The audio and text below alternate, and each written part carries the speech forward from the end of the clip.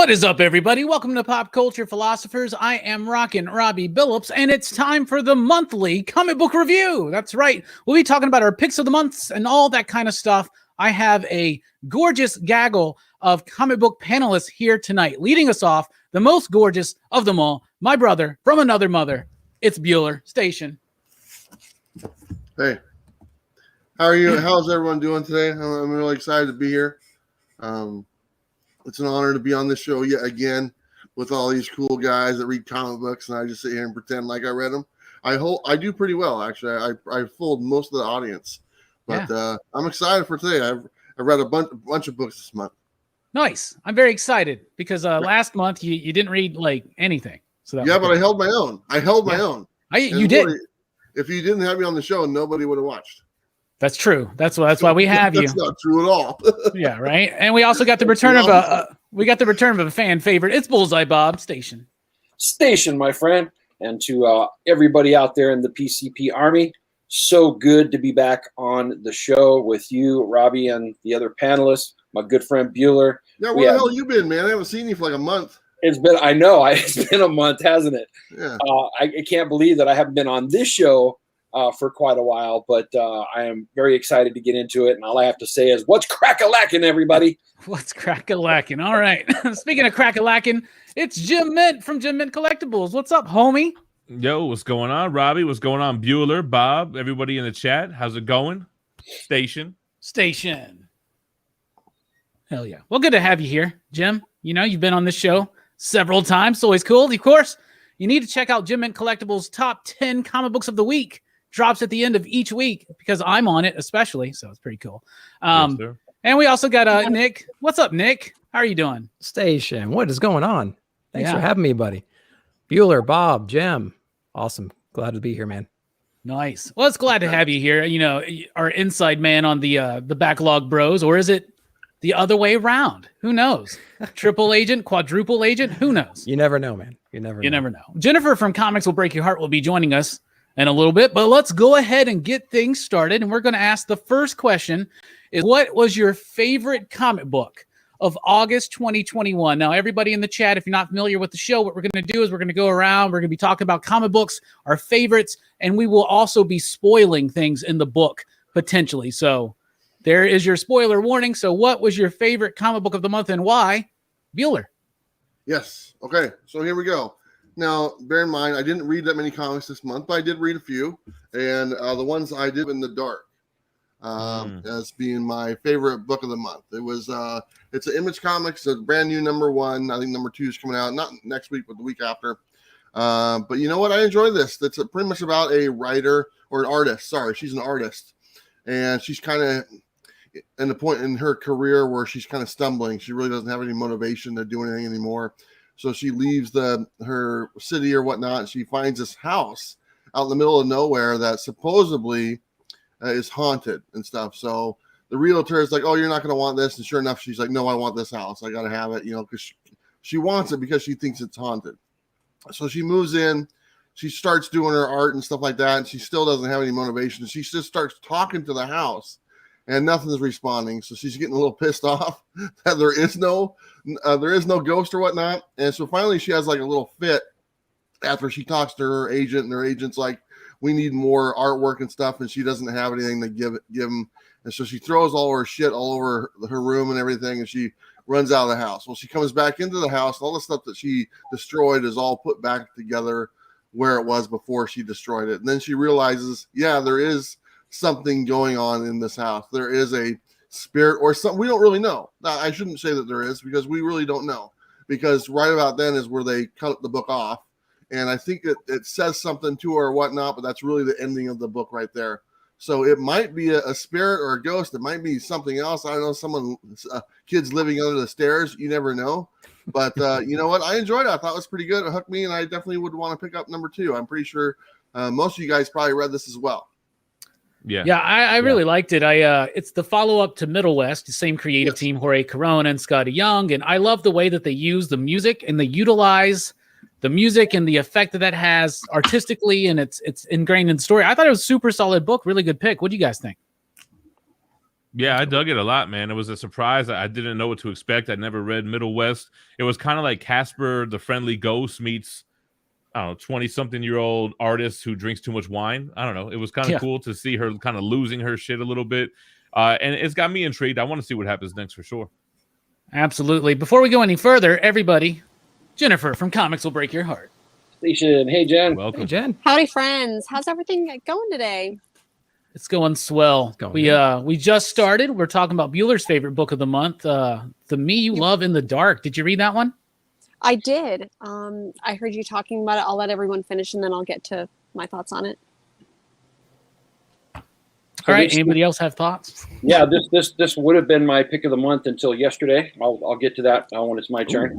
But I really enjoyed this book. One of the things that I loved about it was that the whole thing was all just set up. I mean, it really didn't, give you a whole lot. Just that initial setup inside of the house, and even so, I was hooked from page 1 to the end. I was intrigued. I was having fun, and with that creative team, just the way that everything was laid out, it's got a whole different feel to it than what they did inside of Middle West, of course. Yeah. But no less atmospheric and mood, and everything was there. All at the same. I just loved every second of that book. It's freaking awesome. If they can introduce like the same type of universe and color palette that they use for Middle West, this is going to be a great book. Yeah, I sure. think so. Yeah, some of the detail and art and the coloring especially is what really kind of stuck out to me the most. I really enjoyed all the little close-up panels and stuff. A lot of little creative choices like that kind of like Bob was saying, just really kind of sets the atmosphere, sets the mood. And just makes it really intriguing. Looking forward to issue number 2 for sure. I agree. I think that this was a very dark, but at the same time whimsical book, which I really appreciated.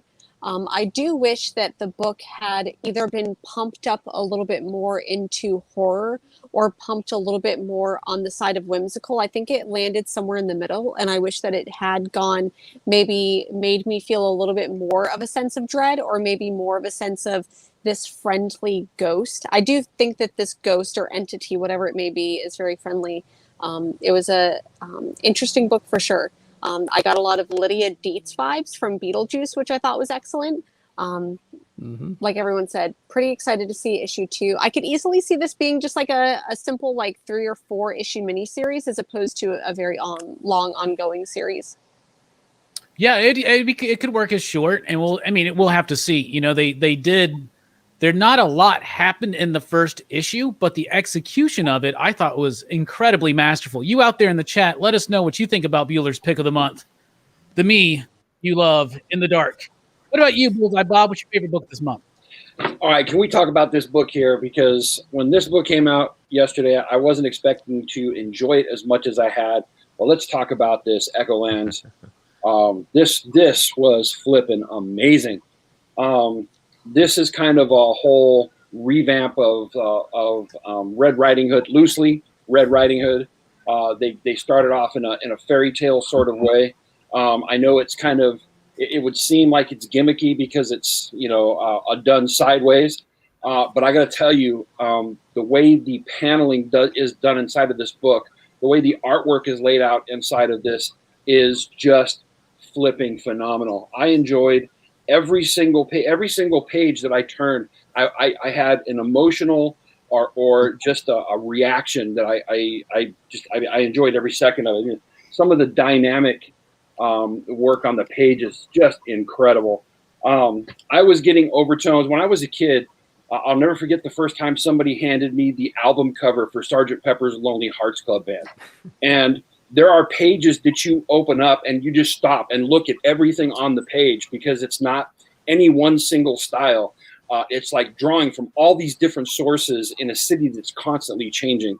And I just had to stop and just enjoy every bit of it as it was coming across. Then there's other parts that gets a little dark, and it kind of reminded me of going into the animation from Pink Floyd The Wall. I just was blown away by that. And then there's overtones of all these different, tropes that, we have come to know over the years. A Wizard of Oz is even inside of there. And so it's about a girl who in the beginning, it has the fairy tale sort of life. There's an event that happens, and she gains this thing that's called the red, which what she calls the red, which is a pretty devastating effect or power. And so she kind of becomes a loner. So she's kind of a street urchin or street rat, and stays away from people. And then there's this wizard. I think there was like a wizard or a mage who is trying to control this particular city, and comes across her as she lets this power loose. And now he lets loose his minions to go after her. It was phenomenal. I loved every single page inside of this book. I loved the creative team on it. And The Me You Love in the Dark was my pick for the month. But when I read this yesterday, every single page, I was just like, I think I read it 3 times already. I freaking love this. Did anybody else read this? Oh, There's not a lot yeah. of words in there. Yep. What's that? Read it this morning. There's not a lot of words in that book, Mom. No, there really isn't. And I didn't care. That's why you read it 3 times. Probably. Well, it doesn't need to have a lot of words. And the thing is, we've seen this in the retail game many times, and in the community where people will do like the horizontal panoramic type thing, and it's usually just a gimmick, right? And we roll our eyes when we hear about it. But when I heard that it was J.H. Williams, I was kind of like, okay, that seems interesting. And then Image had sent us a PDF to be like, no, trust us, this is going to be really good. But they took the PDF and they scrunched it up into like normal comic book size, which I thought was like, you couldn't read anything. It was just so weird. But this book couldn't be done another way. J.H. Williams already is one of the best artists in comic book history. You already got one of the best letterers and one of the best colorists. I just wish the story was a bit stronger. And it's not that the story itself, but just, the words it just lacked as far as that goes. But dude, this book, it was amazing. It couldn't be done another way. That scene with the 3 exploding heads, like, bruh, that like blew me away. I loved it. Like the way that this book is amazing. And now J.H. Williams and them, they have been working on this book for years and years and years. So it's already ready and it's going to come out. And this is one of the first times where I really wholeheartedly am like, oh yeah, this book has to be done this way. Where's that head explode bit? Oh my God. That right there. Yeah. Look at that. Oh my. You know what's funny about this book is that I read it digitally too, but mine wasn't compressed like that. I just thought they were all double page spreads. And what's funny about J.H. Williams III, in my review, I'm like, man, this really reminded me of Promethea, not even realizing it was the same artist. So I'm actually kind of proud of myself that I nailed it with Promethea. But yeah, I mean, it's horizontal, but it's not a gimmick because they use that to its full capacity. Like every single page, and the way I read it, it was so clean, man. No page folds or anything like that. It's like a story within the paneling. I didn't even remember what the story was about. I just remembered the artwork and the characters and the exploding head, of course. But yeah, it was a treat, man, to see that art style. And I wish I would have had a physical copy to see what it was like in hand. But I definitely dug it digitally. Yeah, I had the same thing. I read the digital copy as well, and it looked beautiful, but I couldn't tell you what was going on because I couldn't figure it out because I was trying to. They're reading it digitally the way we got it. It doesn't lay out well, so it's like you're missing stuff all the time. So I didn't even bother reading the words. I figured Bob would read it 3 times and cover my base. I don't know maybe the way that I open it is different than you guys or something because I was able to figure it out. I don't know. Oh man, jab at Bueller. I like Bueller can't figure out his computer. I read it on my phone. Maybe that's why. I don't know.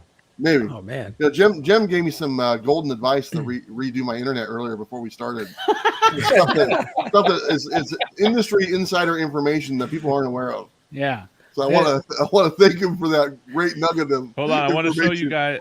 I want to show you how what it looks like on my end and tell me what is it called again? Echolands, right? Yeah. Because I opened it in Dropbox. Here it goes. All right. So yeah, I mean, can you guys see that? Oh yeah, look at that. Oh yeah, mine wasn't like that at all. Yeah. Could you imagine that scrunched up into a normal comic book size? Like, I mean, everything was so. I was like, I can't even make it. Like, I honestly, at first, I was like thinking, this is some other language that he created, and then I realized, oh no, they're actually English words scrunched up.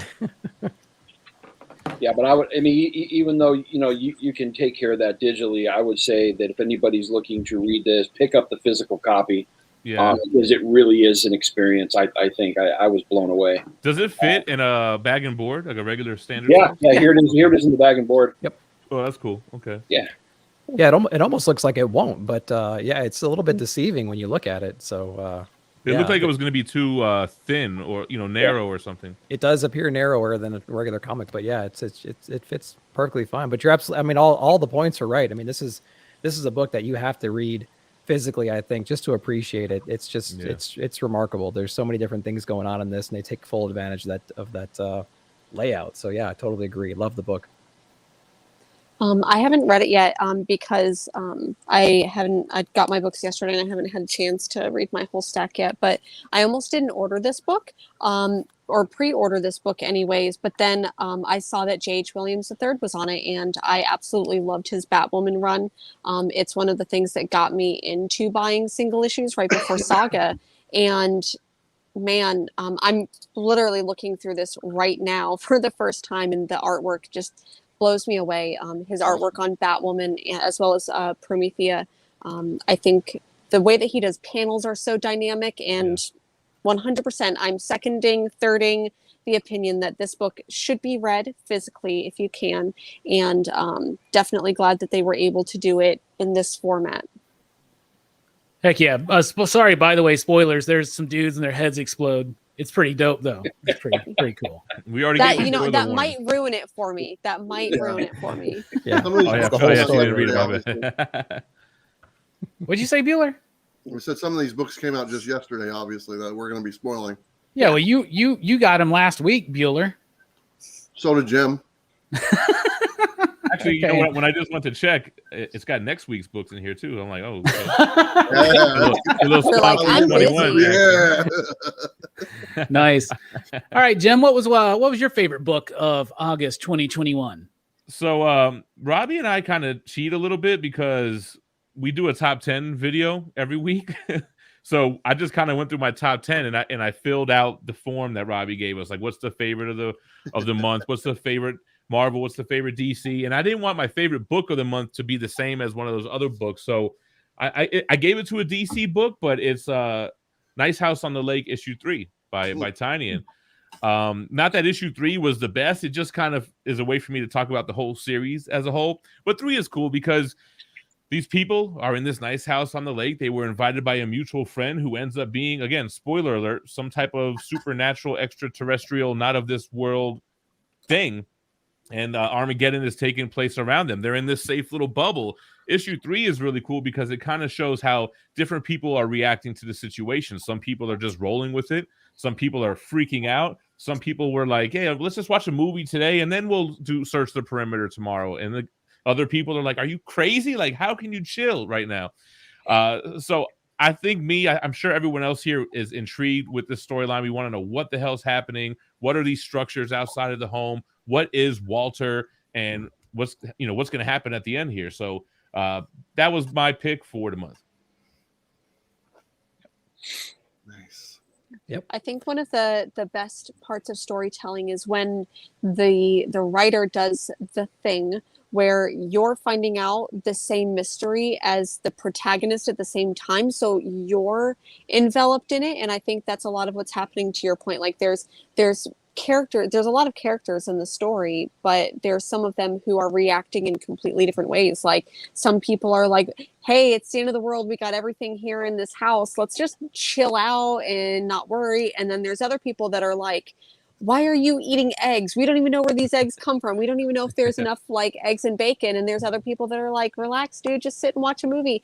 And then you have other people who are off like exploring, trying to really figure out the mystery of the house. And we're simultaneously doing all those same things as the reader. Like, are we all going to die? Is it the end of the world?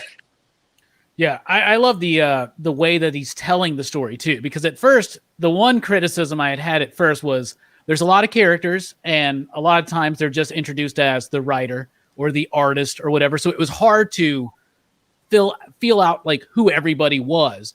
But then you start noticing 3 issues in that each issue is spotlighting a different person and their relationship with Walter, their relationship with the rest of the group. And in a very lost way, it's very focused in on individual characters, at the same time revealing in a non-Lost way more of the mystery very quickly, right? And I love that, and discovering it with them. The artwork, the artwork's amazing. Like, if anybody else can do a panoramic book like this, maybe it's Alvaro Martinez Bueno. Like, I freaking love the artwork. I love the book. I even love the info pages, because unlike, say, dirty journal pages in Department of Truth, this one also gives you another element, another layer of letting you know that they are being documented, not just watched, not just studied, but documented. So it's adding a new level. I think the book's phenomenal.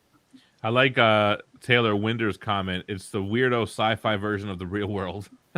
Yeah, it is. It really is. Yeah. Yeah. Go ahead. I'm sorry. Go ahead. I was just going to say I'm really enjoying this. I think issue 3 was, even though I've enjoyed every issue so far, I think issue 3 just kind of blew it open a little bit, and so I think I enjoyed it just that much more. But the thing that really blows me away about Tynion is that those first 2 issues are very dialogue heavy, and there's even a couple of pages where it's not even any artwork; it's just the dialogue between all these different characters. Right. He writes it so well. I never thought that I was trying to slog through a bunch of words. It just flowed. Yep. And I agree with that. And he continues to do that. And so this issue, him kind of departing from that kind of format, which was a setup in the beginning for all these different characters and the world that they're going to live in.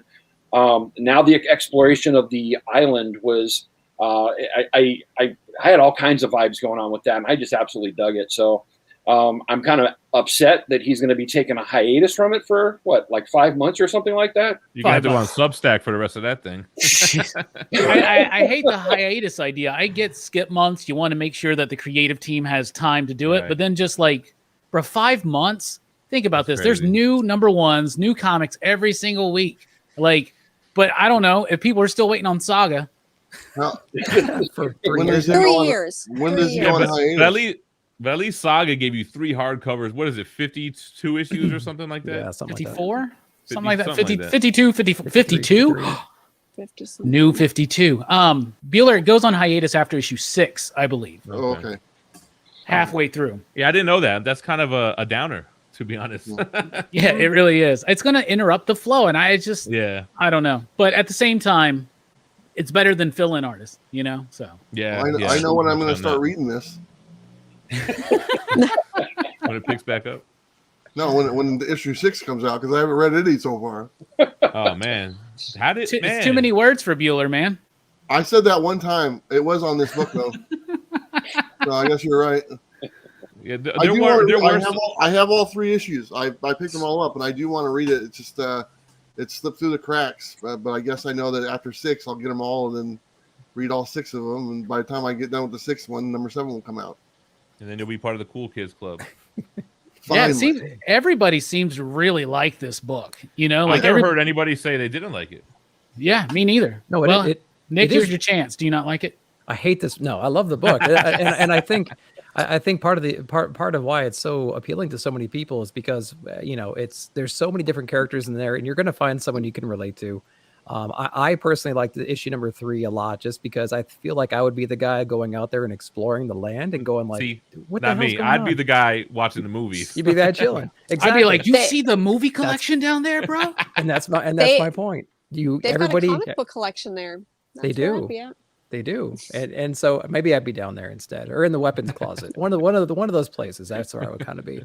But yeah, I think it was interesting. In the back of my mind, I kept on saying like, okay, at some point there's a perimeter, right? At some point there's the safe zone ends, and where is that? And that guy's going out there trying to figure it out, and he kind of goes mad in the process. So I think it was kind of interesting to see. It's gonna be fun to see how every character kind of deals with this, and it seems like they're gonna get their own spotlight every issue. So. Maybe Walter will be at the very end. Maybe he'll be the last issue. Who knows? And then it goes on hiatus for 5 months, and everyone's wanting to know what the hell's happening. And by the time it comes back, we've forgot about it. We're on the next anymore. big thing. Cerebro's in the house. Cerebro's in the house and wants to point out they have the Invisibles in the library. They do. That's cool. Oh, that's You right. can see a lot of cool comics in there. There's like Sandman. I saw in there. Sandman. Yeah. Yeah. They had the hardcovers, I think, too. Yeah, Like the omnibus. they're They had like the omnibus. they're like Jim Mint collectibles in I there, know. man. Hold on. They- They got all your videos on HD Ultra K as well. Look at that. You ever read that yet? Nah, man. I have that shit is too intimidating for me, man. What? A phone book of Grant Morrison? I don't know. One day. It's the most Grant Morrison book you'll ever read, too. I heard. Yeah. So Grant's literally in the book. It's great. It's good stuff. He also did that in Ant-Man, right? Yeah. I mean, Animal Man. Animal Man, yeah. So what's funny about that? Animal Man could be Ant-Man if you wanted to. I heard that that's the most dense Morrison book, so I was trying to read the other stories like Animal Man to like build myself up to it, and then I just started reading other stuff, I guess. Have you read Grant's Doom Patrol? No. That's a good bridge. I think that was the next on the list because I read Animal Man, and then I think something else after that. Batman. I read his Batman stuff. Wasn't a fan. Anyway. Doom Patrol's a really good kind of I heard, lean in to where the Invisibles go. All right, Nick, what's your favorite book of the month? Well, so my favorite book of the month is Not All Robots, Mark Russell.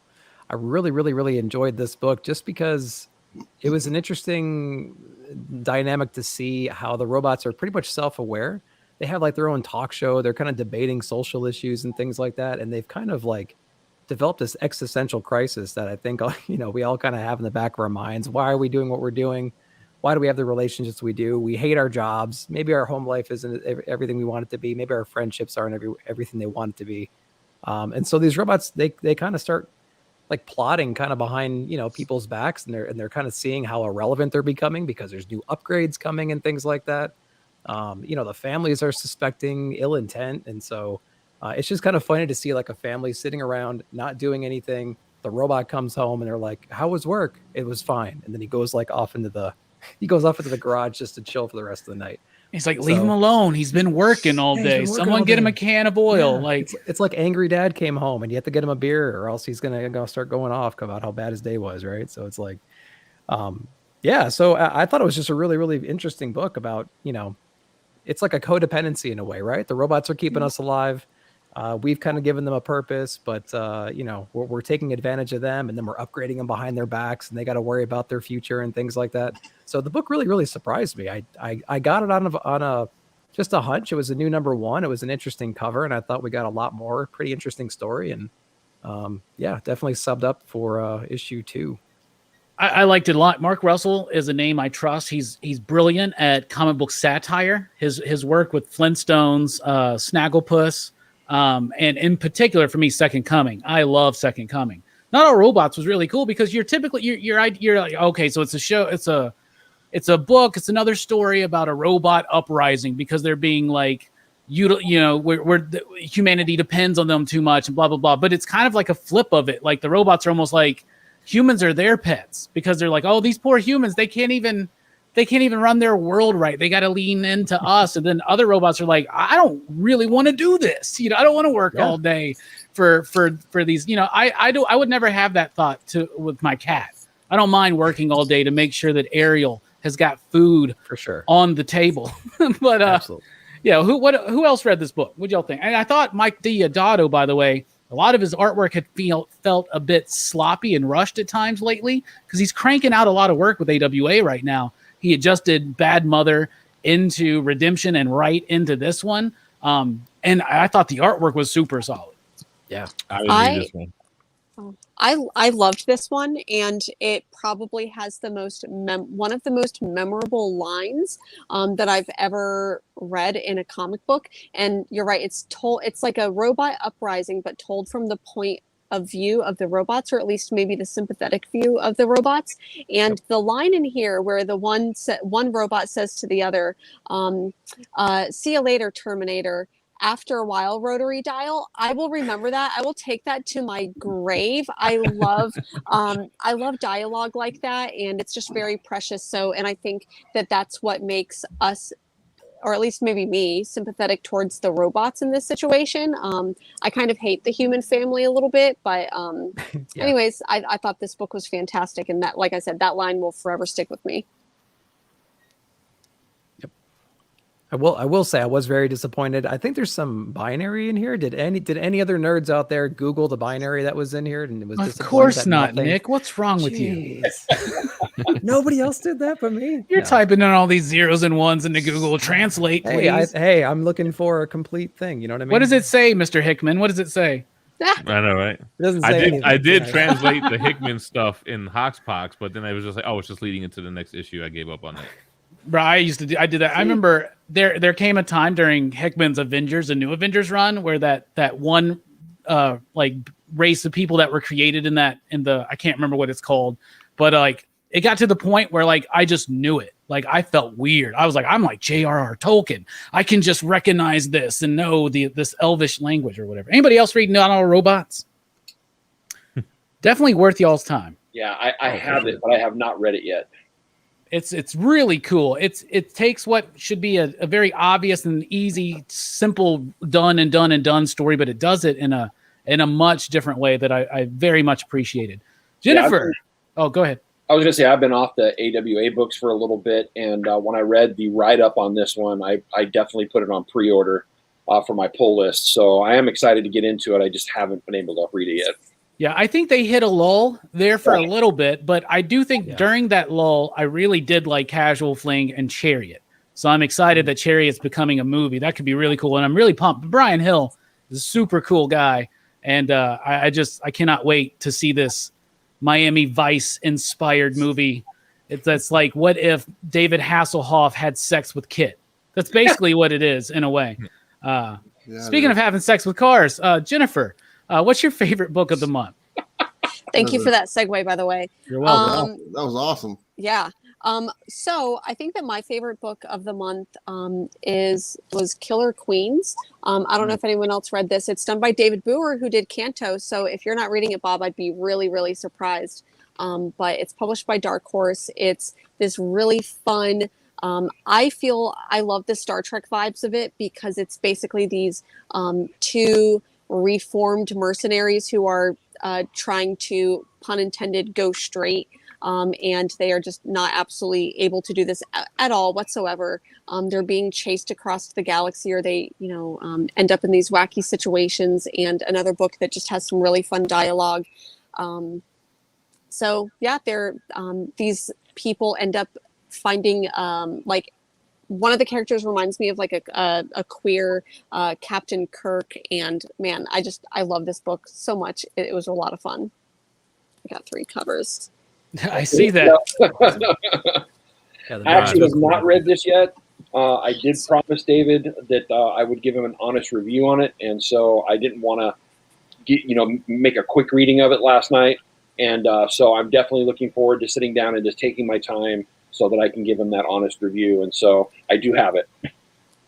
Excellent. I don't believe it. He already read it. He hated it. He's just like, how do I? No, that's exactly what I'm thinking. It's really good. I thought it was okay. I appreciate that it was David doing something unlike Canto. Yes, very different. When you threw in the pun, they're trying to go straight. I'm like, oh yeah, I get it. But I do like and really appreciate the sense of fun that's being brought to this book. So I am probably gonna reread the first one and keep at it because I do like David Bueller. I think he's a fantastic writer, super cool cat, and he's a fan of Bullseye Bob. I know, so there you go. Anybody else read it? No. I did not. Once it landed on my radar, it was a little bit too late. FOC stopped, so I'm going to try to pick that one up. I don't read Dark Horse books. My comic shop doesn't get them. Really? You like Dark Horse is down the street? Yeah, they don't get them. Ask Bob. Bob will tell you they do not get them. It's their own shop. Things from Another World is owned by Dark Horse, and they cannot get Dark Horse books in that store. That's so freaking crazy. I'm not making that up. That's total truth. That's weird. Thought that you were joking. Like I was like, okay, this is a setup for a joke. There's a punchline here somewhere because they are literally across the street. Is it because like it may be a conflict of interest, or maybe just everyone buys every single Dark Horse book, or because they got to order it from Diamond. Dark Horse is worried about them mangas. That's what that's all about. It's like they don't order it through like Diamond, obviously because they're right there. But like the store is the afterthought as far as getting the books. It's like they take care of everything else, and whatever they have left, they just give to the store. Mm-hmm. And usually that's like days later after the stuff comes out. So wow, I don't know. It's always been that way. It's really weird. It's really weird. That is so weird because it's not like that with Image, but I guess they don't have their own shop, right? Yeah. So Yeah, I think the last time that I tried to chase a book through them was Matt Kint's Bang. And I think I got issue number 1 like 3 weeks after it came out. And after that, I just stopped trying to get books from there for Dark Horse. Yep. Wow. Yeah, it's crazy.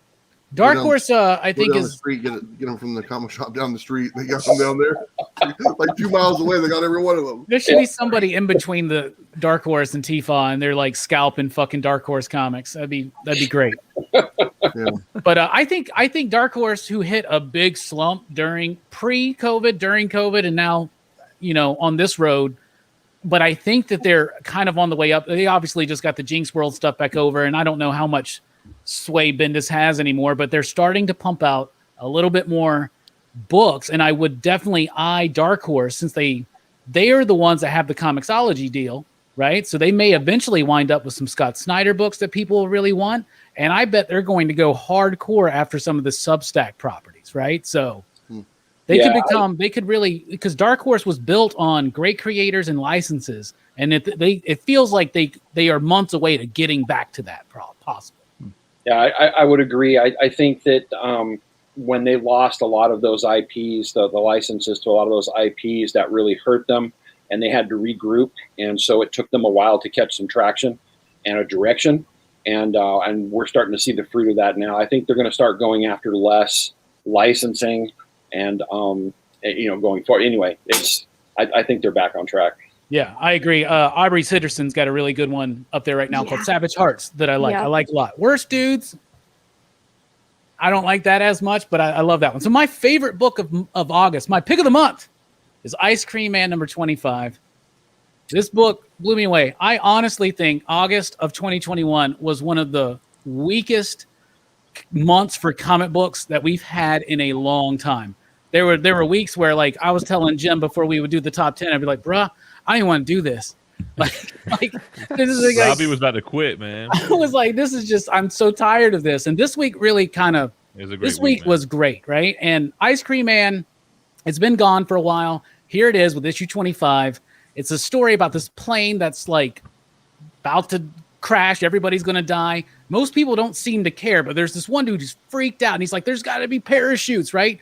This is such a really cool story to me, because it's about, imagine you're in a situation like you work for a company or you live in a society that you think, we live in a society where, and you think that maybe it's all about to crash, but everybody around you seems like they don't care. And then other people care way too much and are focusing on the wrong things. Like, oh, we need parachutes. Bruh, there ain't no parachutes on an airliner. You ain't getting out of this, right? And like, it's such a great moment. I love how they reference previous issues, like the Jerry thing. It starts off with these two pilots. Yeah. And they're like, did you hear that Jerry died? About Jerry? Yeah. And I love that bit. And then their catastrophic failure lights flash. And he's like, can you stop this thing? Don't worry about it. It'll go off eventually. I wonder what that's all about. But then it references other things, like from the early issues of Ice Cream Man. And then we get a backup story that gives us a tiny bit more information on the actual mythology of Ice Cream Man and who this creature is and what's going on. And it was the most tiny of teases, but it moved it a little bit forward. And what I love about it the most is that W. Maxwell Prince, smart ass he is, says to be continued or not, somewhere towards the end of the road. I don't care if they ever get to it. If they do this book for 150 issues, it's going to be 150 awesome comic books. This is my pick of the month. I loved it and glad to see Ice Cream Man back. It's been a while. I think that haha kind of diverted some attention away. Yeah. And now I'm pumped for this. And I've said this before. I'll say it again. Just hint, hint, Jim Mint. I know. You can just pick up any issue and check it out. So what do y'all think? I liked it. I thought it was great. It's one of the books I did read this month, and everything that Robbie said. Plus, there's a little wink to Twilight Zone. The guy's like, "Oh, there's something on the wing." He's like, "There's no wing out there. What are you talking about?" Yeah. I thought that was a classic line. I didn't the backup story, the add-on story. I didn't understand that. It was a little vague. Vague is a good word to use for that backup story, I guess. Yeah. But it was kind of interesting or whatnot. But the main story with the plane and just everything, and the people on the ground, the guy dying on the baseball field looking up thinking it's an angel, and then there's the lady giving birth and stuff like that, and just everything that's involved with all the different people and stuff. I thought it was a lot of fun. And then they find like the black box, and like the pilot and co-pilot in the book, they start making out and stuff like that. But in the black box, it's like the guy's like, get the hell off me or something like that, you know? Yeah. So I thought, they're like, what should we do with this? He's like, I don't know. I guess it is what it is. So I thought it was really cool how they just kind of played with that and whatnot. But I thought it was a great book. I've been looking forward to another Ice Cream Man book. It seems like you said, the focus has been on the Ha-Ha books. And so it's nice to get this back. I don't know when 26 is coming out. It might be another 2 or 3 months. Well, I'll wait for it eagerly because the book is amazing. It is about human experience, man. And they're leaning heavy into it now. Like, you know, like I think if they even literally say it in the narration, like good things happen to bad or bad things happen to good people. Like, and it's in the end of Ha-Ha, which tied into Ice Cream Man, was kind of making that statement, of which I think it's the whole thing's about. It's all about your perspective. How do you see it? Like, you got a guy who's dying, and he looks up and sees this fallen plane, and he thinks, oh, what a beautiful sight. It's an angel. And then you see the reverse of that in other instances. Such a freaking brilliant book. And it seems so effortless. You know what I'm saying? Like, it seems like, and it's not. It's very deceptive, this book. Yeah, I'm starving for more information on the mythology of the lore behind this character too. That's why I really appreciated that backstory too. So it's really kind of cool. And if you're reading it and not quite understanding what's going on, my interpretation is basically it's every creature of every walk of life, from good to bad. You know, they're all traveling to the same location, and it's to see him, and he's on trial. So he's got to be like the most evil of evil, right? Like, in my opinion, he's the bottom. He's as low as it gets from my perspective here. And everyone's just kind of coming here to witness this trial. And so I'm hoping we get more information on that. I really like those issues. Where was it? Like around 12, 10, 9, something like that, where it kind of went into their origin a little bit, this guy's origin. Something like that. Yeah. And so it's been like 12 issues since we had any kind of glimpse into that. So I'm glad we got a little backstory too. It's really good. And I also love that he acknowledges, you know, we're not going to get back to this anytime soon. I know. It's killing me. Don't worry about it. Yep. Good book. You haven't read it yet, Bullseye Bob? No, I read it. I absolutely loved it. I love Prince's writing. The thing that really struck me about this particular issue was you're right. It's all about perspective. And one of the things that he normally does a lot is he really focuses on the issues of despair and the issue of apathy. And that was heavily played out inside of this book. We didn't get the perspective of every single character that was on that plane, just a few of them. But again, in the end, he basically lays it out that it's all in, you know, who cares about what anybody else thinks? It's all about how you're experiencing this. And that kind of was, you know, played out when they got the black box, and you hear the other pilots, you know, what you know he was seeing and going through and his experience of it. And so it you know, every time I read one of these books, there's layers to it, and I absolutely love it. You know, ever since I hopped on this, when you guys started, you know, it was almost every month, you and Damien, that was your Robbie, it was you and Damien almost every month. It was your pick of the week. And so I finally picked it up, and I've loved it ever since.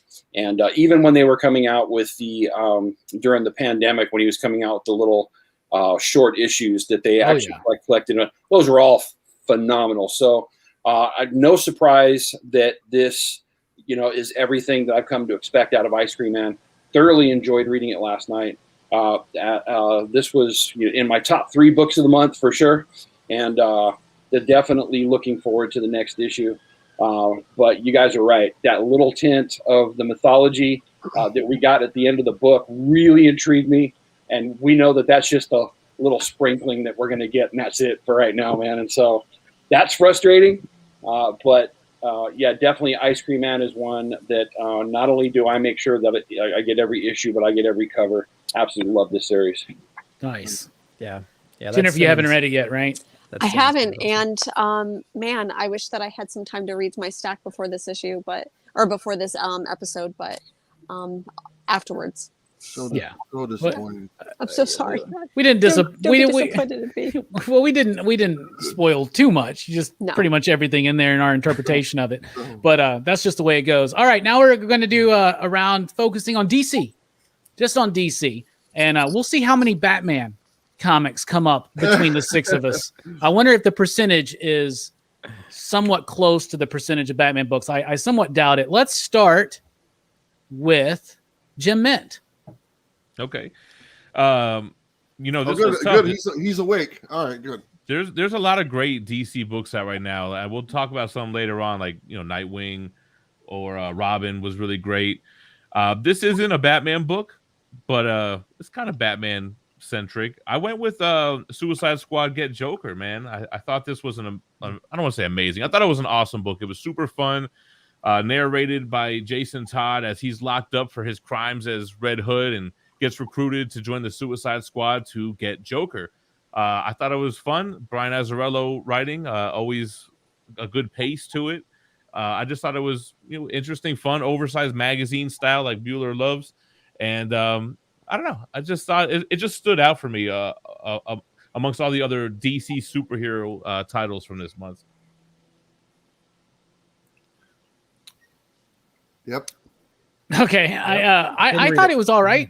I think that Alex Maleev's artwork was really fantastic and kind of getting back to why I really liked Alex's work when I first discovered him on Sam and Twitch, and then he moved over to Daredevil, and I really liked the artwork. I thought it was a decent enough story. I really think that they did some wacky stuff with Wild Dog. I know the creators of that character were like, why was he at the Capitol during insurrection? Like, that's totally not our character. And that was a whole thing and whatnot. Yeah. But it was still kind of fun. And it was almost like Azzarello was and DC were like, yeah, like this is what that first Suicide Squad movie should have been. You know, like them going after the Joker, right? But it had some fun bits. But and I remember I was shorted that one and I had to read it. But I thought it was decent. But I'm kind of not remembering as much as I thought. Anybody else read this one? No. Wow. Did not. Everybody's passing the Dark Label magazine books or what? not passing them. I think I was just a little bit jokered out. I think it was another Joker book, and I'm not reading Suicide Squad. Shame on me too. So it's like, I don't really want it. But I will say I was at the shop and I was flipping through it, and I was like, damn, this art is fire though. Maybe I should pick this one up. But I'm glad you liked it. Maybe I'll have to go back and grab it now. The art is good, and it is Red Hood centric now that I remember, right? Like it's so Red Hood and Harley are involved. Right. They're sending them after the Joker, and like most people do think that. Like I initially thought that's what the first Suicide Squad movie was going to be. Like, otherwise, why even have a Joker in it? You know, like, so unless just do a Harley Quinn movie. Like, just do a Harley Quinn movie if that's what you wanted to do. But all right, moving on with the DC round. What about you, Nick? Man, you know what? I'm picking a Batman universe kind of a book, but this is Catwoman 34. Ron V. Got the Jenny Frison cover here. I really like this issue of Catwoman. 33 really kind of disappointed. It was kind of like a Father Valley showdown, her team versus kind of like Father Valley. It was a little bit disappointing. I thought this one here was just page after page after page of just action, just a big old battle. And I really, really enjoyed it a lot. The art's really, really good. I like the ending. It was just really fun watching the two of them kick the crap out of each other for like 23 pages, right? So yeah, I really enjoyed it. It was a fast read because there's so much action in here. And yeah, I kind of like where it ended and really been enjoying Ron V's run here. Yeah, Catwoman's a good book that I think gets kind of forgotten about because everybody's talking about Layla Starr. We're talking about Swamp Thing, Justice League Dark. We're all getting excited for Radio Apocalypse and Venom. But Catwoman is a great book. And what I love about it is that Ron V is the type of writer. It still feels like a Ron V book, but it's completely different than anything else, right? It feels like, I honestly think it's the best Catwoman run outside of the Ed Brubaker, Darwin Cook stuff. And I don't think that there are many great Catwoman runs, I'll be honest. But I love the character of Father Valley, his connection to Batman mythology, because he is, he's Jean Paul's brother, right? That's the idea. Or he's his adoptive father or something. What is it again? Do you remember, Nick? No, I don't. I know they only give us like that one. They only give us a couple little backstory. Yeah, issues. I think it's like his. I think it's almost like his brother, right? I think it's like his kind of like or adoptive brother or something like that. But it's connected. And when he's introduced, he's Father Valley, and we never pieced that together. which I thought was brilliant. Jennifer, you're reading Catwoman, right? Of course, yeah. Picked up that same Jenny Frison cover as well, and I think that even though I'm loving, as everyone knows, I love everything that Rom V is doing right now. I think that this is my well, maybe like the Justice League Dark, but I feel like this is probably the title that I like the least, but that's just really because I love The Many Deaths of Layla Starr, really love Swamp Thing, and I think that this book does kind of get overlooked because right now Batman Catwoman is out, and I could see, even though we have 20 different Batman titles coming out, we can't really have two Catwomans at the same time. But I really love this one, and I love the mythology of and the world building that Rom V is doing for Catwoman for sure. Yeah, I like all the work with Alleytown, and you know, this is picking up off the Joelle Jones stuff where it's post wedding debacle, and I really like it. She's like carving her own niche out. She's got her own thing, and like there was some big events that happened in this last issue where a character we were introduced to may have gotten got, you know, and kind of a big deal. And I love that he approaches it in a very clever heist fiction type way. You know, like he's really cool with that. One of Rom V's first works at DC was a Catwoman like one-shot fill-in issue he did in the middle of Jones's run, and it was all centered around the cha-cha twist.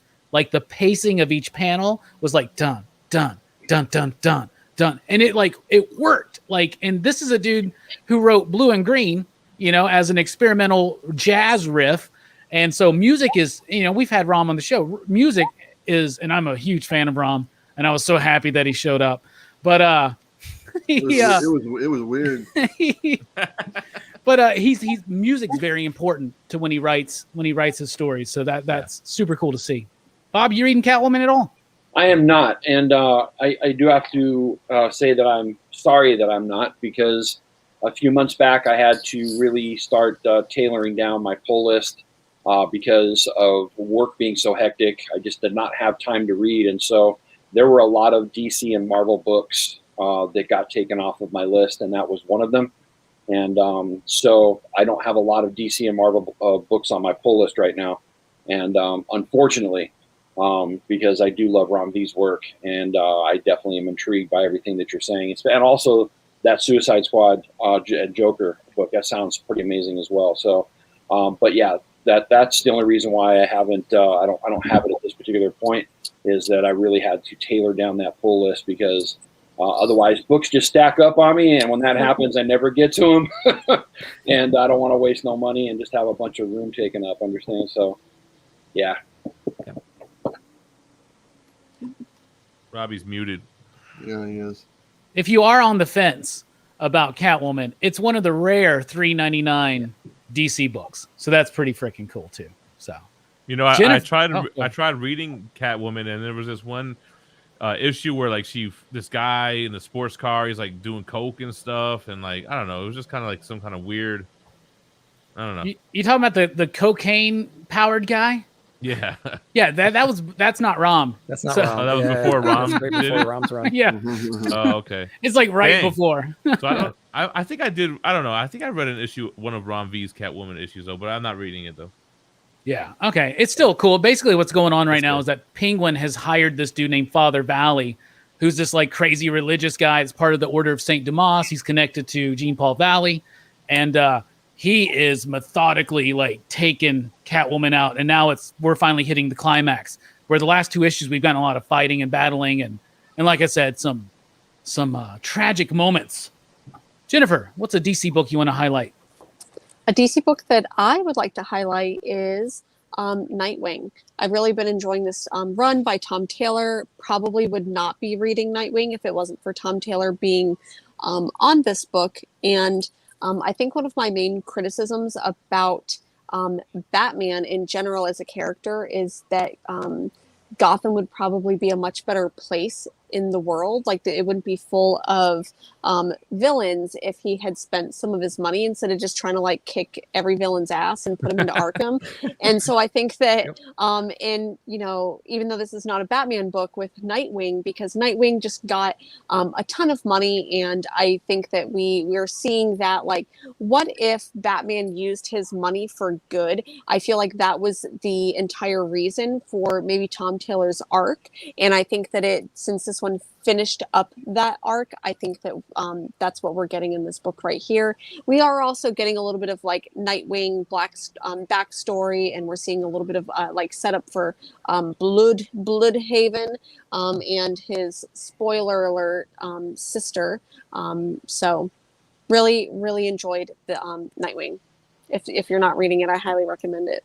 Yeah, it's been great. I think the prior run before Tom Taylor got on it was like unanimously hated, right? Like the whole Nightwing as Rick or whatever. Yeah, the Rick Grayson stuff. Yeah, but the art style on this run is amazing too, man. The paneling, the color palette, just the movement that Redondo does on these pages is great. And you have this kind of evil, heartless man lurking in the background, ripping the hearts out of homeless people. It's got a lot of threads dangling that I'm digging on this run. Yeah, I really enjoyed the character reveal that you kind of hinted at here. Maybe I don't want to spoil that one necessarily, but I really enjoyed that issue in particular. That was a good one. Just because it was a really cool story that they kind of painted there, and I don't think it was like a wasted issue at all. I really enjoyed the way that they revealed that character. So yeah, I'm loving the series though. It's great. Well, you guys know me. I'm a huge Tom Taylor fan, and I'll read anything that he does. Nightwing is probably my favorite DC book that's out right now, and I'm behind on it. I got one more issue to read before I read this next issue, and I'm looking forward to that. And so we're totally spoiling it for you then. No, it's okay. It's okay. I'm not one of those that worries about spoilers except for movies. But when it comes to the stuff I love to read, spoil it all you want, because I'm going to get into it anyway and immerse myself. So it's still a good story for sure. Absolutely. Yeah. Nightwing is super solid. I like it. I know some people have been questioning some of Tom Taylor's decisions. I question some of his decisions from the Superman book that he's doing, but not from the Nightwing book. I think everything is kind of in the vein of Dick Grayson. I think it's honoring that character. There's some great moments. It's that artwork, though. It brings that style. It's the same thing on their Suicide Squad run. It's got this great, beautiful style to it. The artwork is amazing. I think it's Adriano Lucas. Lucas is artwork, like the coloring is freaking beautiful. It's gorgeous. Everything about it. The line work is clean. It's simple. It's got backgrounds. It flows. It's got movement. Like Jim said, it's just so freaking near flawless. And I'm just gonna say, 3 DC picks so far. All 3 I would consider Batman centric. Well, Joker, Catwoman, Nightwing. What else is DC putting out that's really not? First of all, Joker didn't even show up in that issue, so the Suicide Squad get Joker. It's called Get Joker, bruh. Like, come on. You got to get to it. You got to get him. It's about the journey. It's about the journey, not the destination. Right. Okay. Exactly. Yeah. Bueller, you didn't read Nightwing, did you? No. Wow, Nightwing's a great run, man. It's been really good and kind of universally acclaimed right now. It's definitely one to jump into. I feel like it reminds me of reading the Chuck Dixon, Scott McDaniel stuff in the 90s, where it was just like, whoa, Nightwing's the best book ever. And people are like, what's Nightwing? Like, it's Robin, but he's grown up now and he finally cut the mullet. And you're like, what? I think the trade just came out or is coming out that starts with the Tom Taylor issue. I think it's issue 78. Nice. Yeah. Very, very worth it. Bueller, what is a DC book you'd like to highlight? Okay, I got one right here. First things first, though, I want to say, somebody earlier asked what Jennifer's channel name was. Her name of her channel is Comics Will Break Your Heart.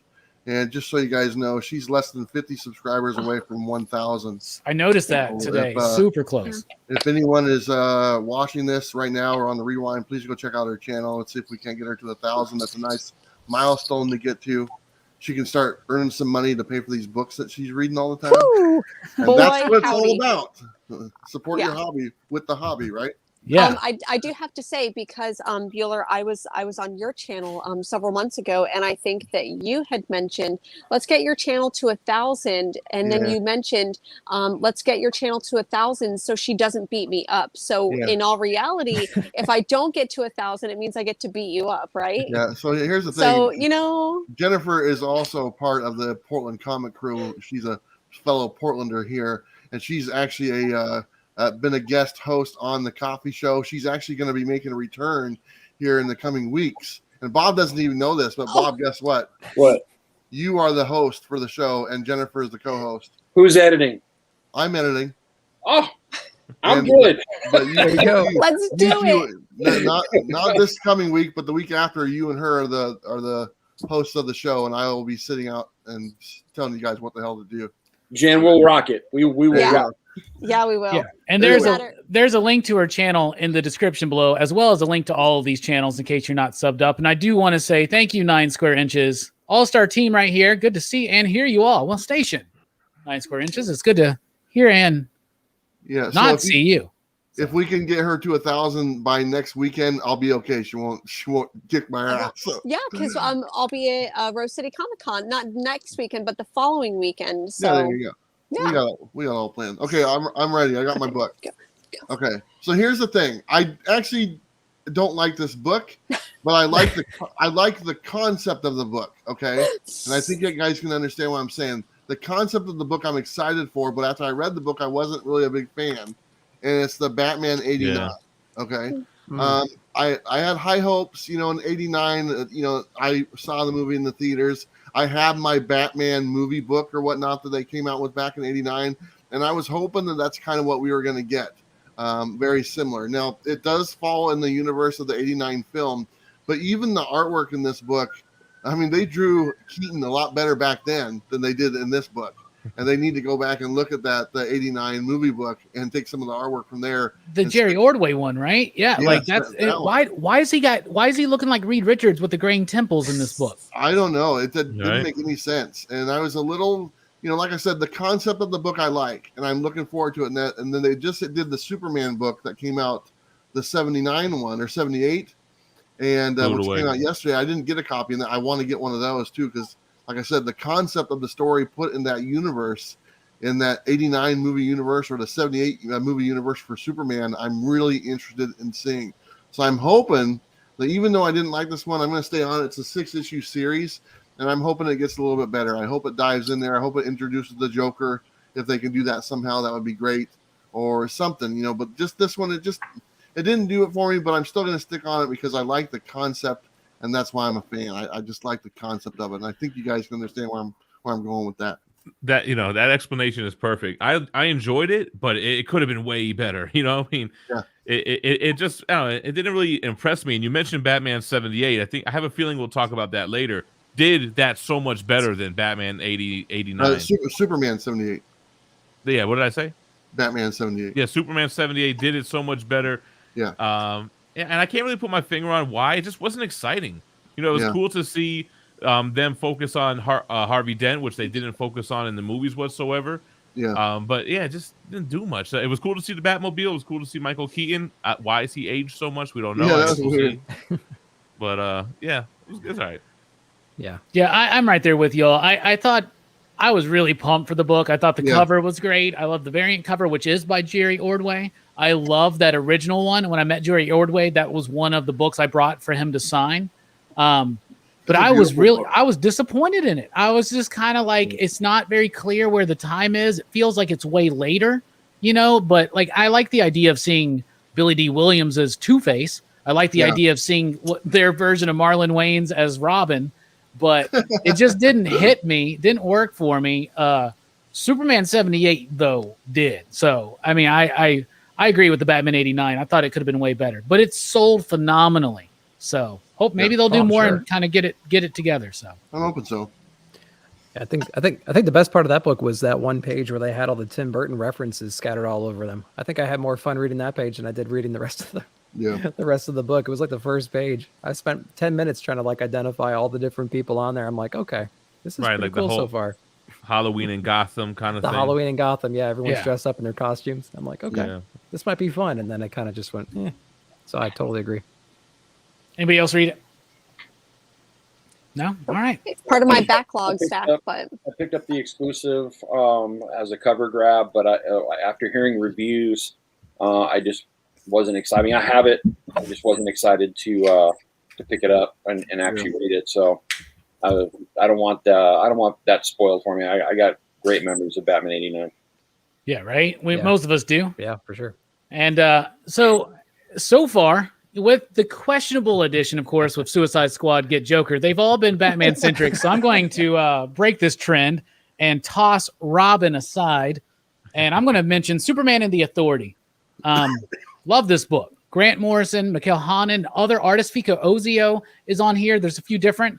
I'm loving it. It's just a 4-issue series. This was written years ago, like when Grant was still working on Green Lantern. And it was finished, right? So they've just been waiting to put this thing out. This was initially part of the 5G launch when they were going to age up all of the heroes. That's why Superman is talking to JFK, because he started in 1938 or whatever, right? So I like it. You can view it like an Elseworlds type thing. It's Superman as an older guy realizing that his way didn't work, and he promised President Kennedy that he would fix the world, right? And so now he's like, well, maybe this new generation, maybe there is something to this whole idea of, say, things like the Authority, right? And we know what the Authority is, the Warnellas, the Mark Millar stuff. Grant almost worked on the Authority for a while. Then 9/11 happened. Grant, they didn't think that it was necessarily super appropriate for that. So now Grant's getting to take his vision of Superman, or their vision of Superman, and merge it with the Authority. And Manchester Black, which is a character created by Joe Kelly, Action Comics 775, one of the best single-issue Superman comics I've ever read in my lifetime. What's so funny about Truth, Justice, and the American Way or something. And so Manchester Black is kind of like Jenny Sparks from the Authority meets John Constantine a little bit. The whole first issue was building up that character. And then in this one now, they're building up the rest of the team. There's a bit in here with Steel, but it's Natasha Irons. It's John's daughter or niece. It's his niece, right? That was my favorite bit, right? Because each different introduction of the characters, there's a different artist. It's a completely different story style. It's almost like Seven Soldiers by Grant, kind of condensed down into one issue. The Apollo Midnighter bit I absolutely loved. We got a little bit of Enchantress. It's a really interesting take on Enchantress. We didn't get to the other characters here, but I love the Steel story. There's literal internet trolls that she's battling and stuff like that. Big ideas, wonky, wacky, superheroic, and the best Superman ever written. It's Grant Morrison. So there you go. Superman the Authority #2. Anybody else read that? I have not. Sorry. No, go ahead. I've only read issue 1, and I think that to the point earlier where you talked about the Invisibles being just a kind of like wild, wacky Grant Morrison, anything else other than that is always going to feel very toned down. But I did really, really enjoy issue 1. Missed out on issue 2, and I'm really sad about that. So I'll definitely be picking up the trade or try to hunt down issue 2 because, and you're right, I really loved that Manchester Black did give me some like John Constantine vibes. And I love Grant Morrison writing Superman so much. I think that it really just fits. I love that a lot. Nobody writes Superman like Grant, and it's because they view Superman as like a thought form, like an actual entity that you could invite into your magical circle or whatever, right? No, depending on what you're into. But the idea that that's the level of respect that Grant treats Superman with. Superman is something like Jesus, something like the Buddha. This is an incredibly powerful figure that represents a lot to a lot of people. And when Grant works on Superman, they tap into that. And I don't mind when Grant does the wacky superhero stuff that's not as involved as, say, the Filth or the Invisibles or his Doom or their Doom Patrol. But like, I cut my Grant teeth on JLA when I was 15 years old. It blew my mind, right? And so I'm totally on board with this one. What, you had something to say, Jim? Yeah, and actually to Kitten Puke's comment, like, this Superman isn't like the all-powerful over OP type of Superman. He's older, he's weakened, he can't fight the battles anymore. So I kind of like his kind of desperate plea to reach out to anti-heroes. He's reaching out to people like Manchester Black, like Midnight, or like people that he normally wouldn't team up with because something's got to give. What he's doing isn't working, and he's not strong enough to continue to do it by himself. Manchester Black is great in here. It almost feels like it's written by like Alan Moore or Garth Ennis or something like that. The way or Grant Morrison. Well, I don't know. I guess, but I don't know. It feels like he's more of a comic relief. But I like it, man. I like his don't give a shit attitude. I guess that could be Grant Morrison too. It's in that vein. But I dig that character. I kind of dig them focusing on these different anti-heroes in each issue. I always forget about that Steel story. It was kind of, I guess, a smaller part of issue 2, but I'm excited to see where it goes. I'm digging the series. They're like the internet trolls of body shaming and shit like that. Like, it cracks me up, man. Because then they also did that in Tim Seeley kind of just did that in Superman vs. Lobo as well. Not exactly like that, but social media driven. Yeah, and like Blue and Gold kind of did that, and it can work and it cannot work, and I think it worked here. It always feels like you're gonna look back at it, like, you know how we read some of these collected editions, they're decades old. Like, how is that gonna age? The whole like hashtag stuff and the Twitter stuff. They're gonna be like, "What's a Twitter?" I read a comic book not too long ago, and I was like, "They just referenced MySpace." Right? Yeah. I went on my live journal and complained about it. That was MySpace Dark Horse. Right. Nick, did you read this one?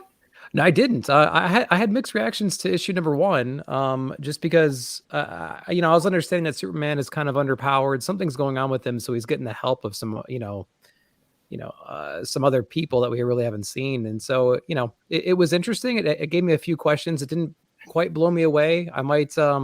A lot of people seem to really like it, though. Obviously, right? So I might have to give issue number 2 a chance. I really like it. One of the things I like is Grant when Grant does a story, especially when it's a Superman story, they're trying to make some kind of connection.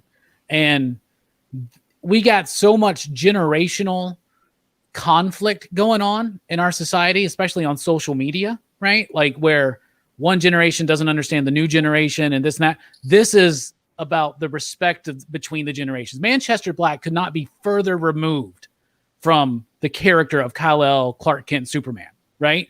But the way that Clark treats Manchester is with respect, with love, with honor. And it's starting to rub off even after he pukes on the globe at the end of issue number 1, which I love that bit. I thought it was amazing. So I think that's what Grant's trying to do here, is that Superman is that figure that could bridge that conflict and make it a little bit more, even, maybe. Speaking of making things a little bit more even, Bob, did you read this one at all? I did not. All right. I'm glad you mentioned that JLA run by Grant Morrison. That's still my favorite piece of work that he's done. I can't forget back in the day going through every single issue. But currently, I'm not reading any Superman book. I haven't enjoyed a Superman book for a long time. And I pretty much keep him off my pull list until I hear everybody go, "You got to read this!" And otherwise, I get too bored with him really quick. And so, sorry, guys. No problem. Action is okay, but it's not. You got to read this. Yeah, I agree. What's a DC book you'd like to highlight, Bob? So before I do that, really quick, I just wanted to acknowledge all the people in the chat. Thank you guys for joining us tonight. We normally don't get to interact too much with the chat in this one, but I can't. I'd be remiss if I didn't mention a few people. I see all my boys here: Big Herm, Fable, 62 Lefty Blues, John Stout, Nova 69, Eric Durrance, Comic Toby. We got Missing Link, Derek Magnus, Bobby Della G, baby, and my boy Travis, aka TM Nerdy, and everybody else in the chat. Hardy Station. I love you all. Thank you for joining us tonight. So, having said that, when it comes to DC books, not a lot on my pull list, but I have been trying to catch up on some things. Like I said, the Nightwing book I'm not fully caught up on. I think I'm caught up on Swamp Thing, and that's what I wanted to highlight, is the issue of Swamp Thing this month where the Green gets poisoned, and he's in the middle of it, and he feels like he's being completely torn apart in the middle of it. Is that the one? Yeah. Yes. Suicide Squad is involved. Yeah. Yes. Peacemaker was in there and all that. Yes. But I absolutely enjoyed that issue, especially that whole sequence where he feels like he's getting pulled apart. I felt like I was in this creepy dream the whole time. The artwork is phenomenal inside of it. I love Ron B's writing, and this run on Swamp Thing, I really believe he's doing something hasn't been done a long time with this character, which is breaking new ground, and I've been loving every bit of it. And so I really enjoyed this issue and finally getting caught up with it. Yeah, it was awesome. I'm sure everybody's read this one, but not a Batman book, but Swamp Thing was awesome. There you go. It was good. I agree. I love the almost like fever dream that this character is going through. And I think one thing that this run has done extremely well is be its own thing, and not just because of the character Levi is obviously like a new iteration of Swamp Thing, but I think that it's doing that so well.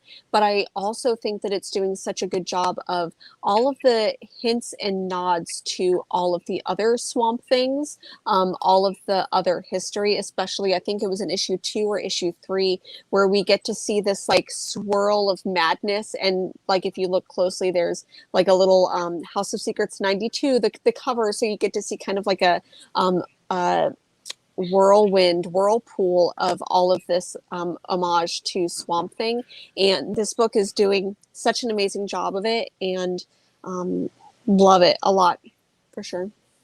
Swamp Thing's amazing. It stays amazing. It's got amazing artwork. It's Ron V's best work at DC, in my opinion, right now. Yeah. It's the best run on the character since Alan Moore. I think it's better than the Snyder stuff. And I've read the Charles Soule stuff too. I've seen people in the chat thinking, not this chat, but in former comments, I've seen people be like recommending the Charles Soule stuff. I've read that too, but this is interesting. This is really cool. The artwork is great. And I love the boldness.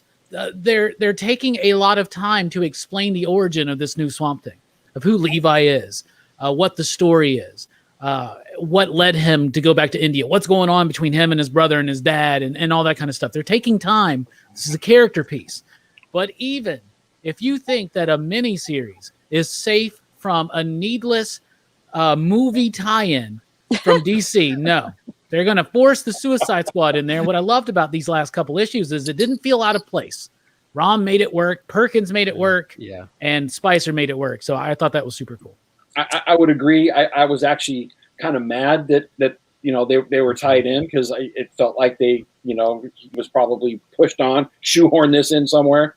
And but you're right. He made it work, and so I didn't mind so much after I actually read it. When I saw Peacemaker on the page, I was like, oh crap, here we go. And they tied it in also with the Flash, didn't they? Wasn't that the Pyro? What's the Pyro guy's name? Hellpay or some shit? Heatwave. Hellpay. They tied in Suicide Squad. But they kind of didn't really time it well. Like a Heatwave shows up in Swamp Thing, but then next month or so we see him get saved or whatever by the Flash. But then Amanda Waller does her thing and whatever, puts a taint on his soul and gets him to do her bidding.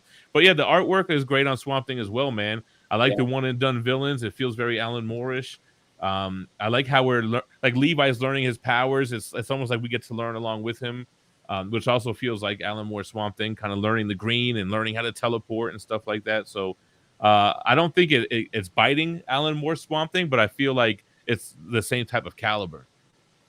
Yeah, absolutely. Wearing the influence on the sleeve while at the same time using the rest of the arm to do something different, but still familiar and exciting. And that's what Ron V does. When we brought him on the show, it was a great conversation. I was really happy that he was here. Big fan. Was he on the show? Yeah. No, but we always ask people, we're like, so do you put more effort into your creator-owned stuff versus, say, work for hire at the big two? And most people are like, oh, absolutely. But Rom's like, no.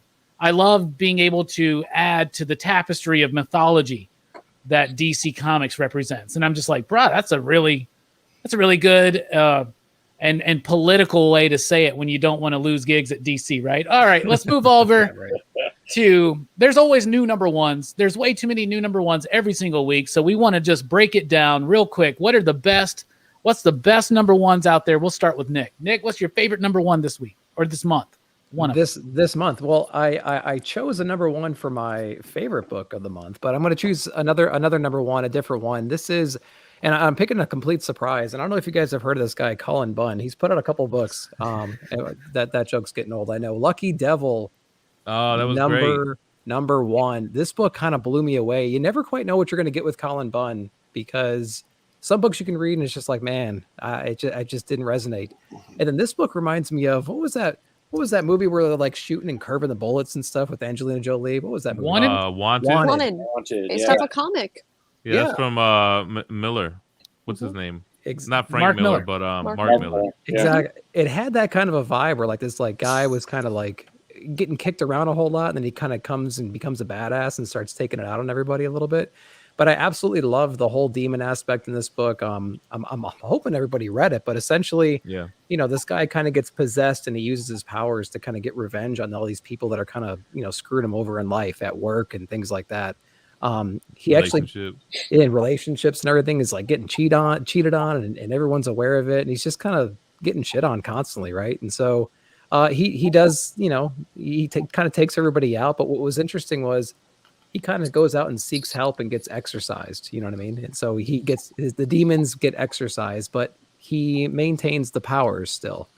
And so now he has to kind of live with the memory and with the knowledge that he's still capable of doing horrific things. But now it would be him doing it, not necessarily the demon kind of coaxing him to do it. And we get to learn a little bit more about the demon as well. So this book really, really surprised me. I was really, really happy that I got this book. So I think Colin Bunn knocked it out of the park this month with that one.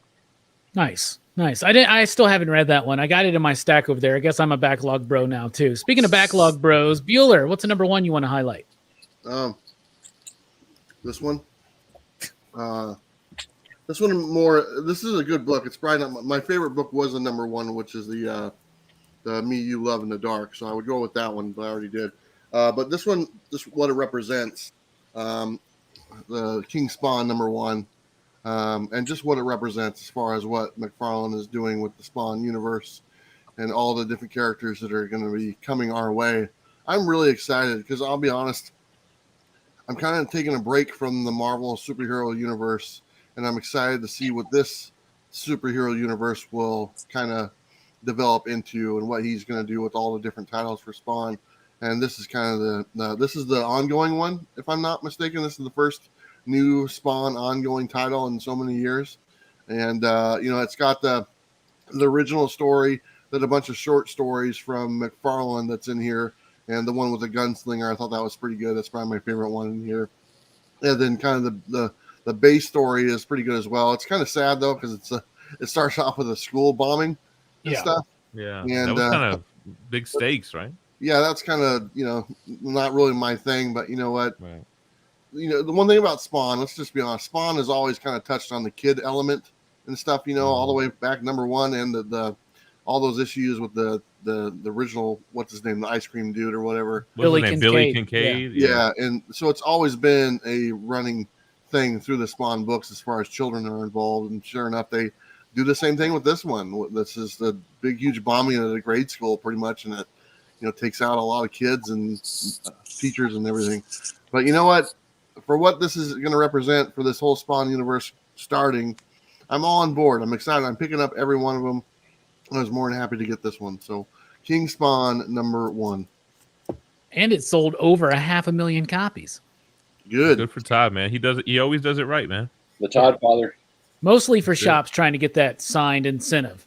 Yeah. Hey, he could have been dropping number ones for decades. There was this one dude who bought like 14,000 of them and was selling them for like $1 each because he's making all of his money on those incentives. Yeah. But I'm like, no, we still got to sell them for $6. Don't do that. I read this digitally, and I wish I would have picked up a single issue. Well, it sounds like there's going to be a lot of them available. Yeah, it's not going to be. It's for $1. Yeah. Yeah. You get all 6 variants. Yeah, right. And what's crazy is that Donny Cates did a variant, and Todd McFarlane made him look like a decent artist.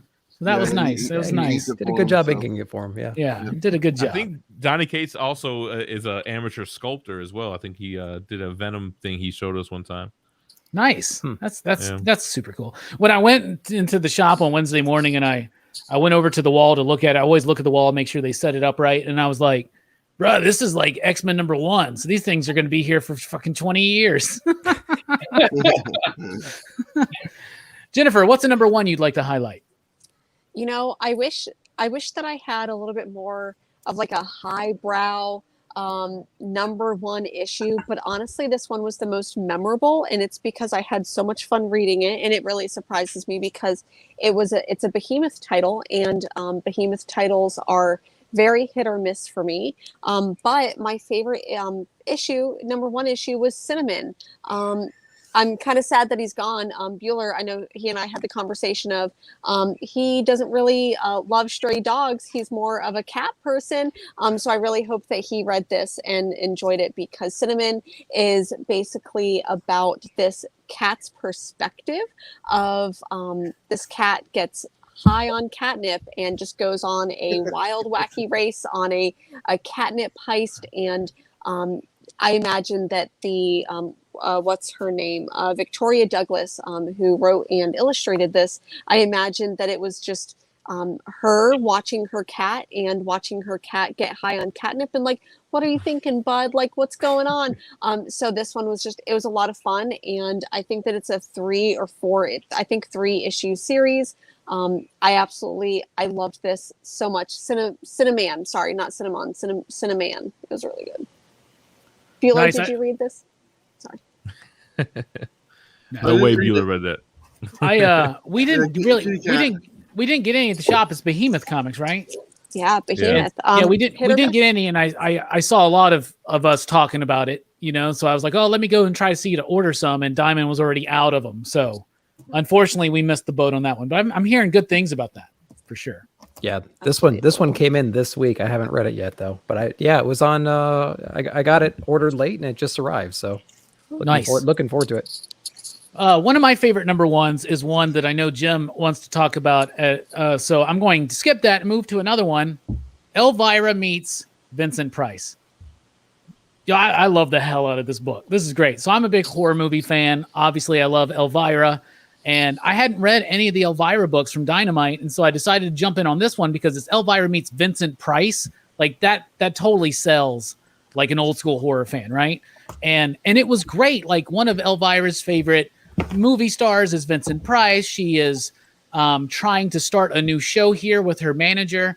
And the studio's just not feeling it. They want to do it this way and that way, not her way. And so she kind of says no, and it's still in limbo. And then all of a sudden, the show that she pitched shows up on the air, and it turns out that her manager has betrayed her and is going ahead doing the studio version of her show with a new host. And so she's kind of depressed. She decides she's going to pop in one of her favorite movies, House on Haunted Hill. The ghost of Vincent Price shows up, and then an adventure ensues. It's got solid artwork. It's a nice, fun story. It's easy. It's breezy. It's beautiful. Cover girl. I freaking loved this book. I know that Bueller just recently had Cassandra on his channel, right? Yeah, I'm not a big fan. But anyway, I thought the book was really cool and worth checking out. And you should check out the interview that Bueller did with Cassandra, even though he's not a big fan. No, she's awesome. That was a joke. Sorry. Now I'm going to clip that out and send it to her on IG. She's awful. And be like, next time, come to PCP. There you go. No, she was awesome in that. I didn't get a chance to get that book, but she told me a little bit about it and how much he means to her, because she met him in real life, and it's like she holds him in such pristine honor or whatnot. It was pretty neat to hear her talk about him, and we talked about him a little bit before the interview as well. So that's pretty neat that they did that book and stuff. And obviously she has that other book, the Wrath of Khan, that we just did with the Kickstarter campaign, which just blew the roof off after our interview that we did with her. And I mean, me and Jim have talked about this. We really don't like doing too many interviews and stuff like that. But I got to tell you, I had a huge response from that interview. I was pretty happy with that. And she's welcome back on the channel anytime, or she's welcome over here in general. To be honest, she doesn't have to come on the channel. Yeah. I mean, she's fucking Elvira. You know what I'm saying? Yeah. So like, of course, people want to watch that one, and it's such a big figure in horror hosting. You know, this is like Dylan wishes he had a level of the talent that Elvira has as far as a horror host goes, you know, and so do I. You know what I'm saying? But where is he? Is Dylan here? I don't know. He never responded to the comic stuff, so I don't know, man. Dylan's knee deep in something, I guess. I don't know. Bullseye Bob, what's the number one you'd like to highlight? I just want to mention that when I was growing up, Vincent Price was one of my favorite actors, and I used to love watching him host all the horror stuff. And you know, when Cassandra came in and started doing her character as Elvira, she wasn't respected because of the fact that there was such big shoes to fill. And I really respect her because she held her own and she created a complete niche for herself. And when you come to the end of, you know, where she's at now, she really trailblazed her own road and created a great career and respects the genre. And so I really, really applaud her. She's a real life comic book character is what she is. Yeah. And she says that too. She says, I'm a real life comic book character. Absolutely. And she's right. She's absolutely right. So I didn't even know that comic book was coming out until you reviewed it, Robbie, and I have it on order right now. I can't wait to get it. So as far as number ones, we've talked about a lot of them already. Of course, Echolands was my favorite. It's the Me You Love in the Dark. King Spawn I read. I dug it. A couple other number ones. Jin Hunter from Black Box Comics. And my buddy Jay did that book. What's that? My buddy Jay wrote that book, Jin Hunter. Yeah, Jay Sandlin. Just hit him up on Instagram last night. Super cool dude, man. Absolutely. I know most of you probably haven't read this because I know a lot of you aren't on the Bad Idea books, but this book, Passive Aggressive by Matt Kent, was freaking amazing. Artwork was horrible, but his writing inside was so much fun. But I'm going to go a completely different direction with one of the number ones that I enjoyed the most this month, and this is my biggest surprise of the month. I read this last night. Darkhawk #1, Marvel Comics. I got to tell you, I was a huge Darkhawk fan back in the day, and so when this was coming out, I saw that Kyle Higgins was writing it. I was like, okay, I'll give it a chance. I didn't really have a lot of high hopes for it. I kind of keep my expectations low. Sorry, guys, with Marvel books, have for a while, and but I really enjoyed reading this particular issue. In the beginning, I thought it was stretched out a little long when it talks of, what's going into his whole high school basketball career and the scholarship and everything. But as the story progresses and you get to the big reveal, spoilers, that he has MS, and then when the Darkhawk figure comes out, by the end of it, I wanted to keep reading. I really am looking forward to issue #2. I think Ramirez's artwork inside of it was solid. And this book really surprised the heck out of me last night, and I have high hopes. Our Darkhawk, as far as I'm concerned, Darkhawk is back, man.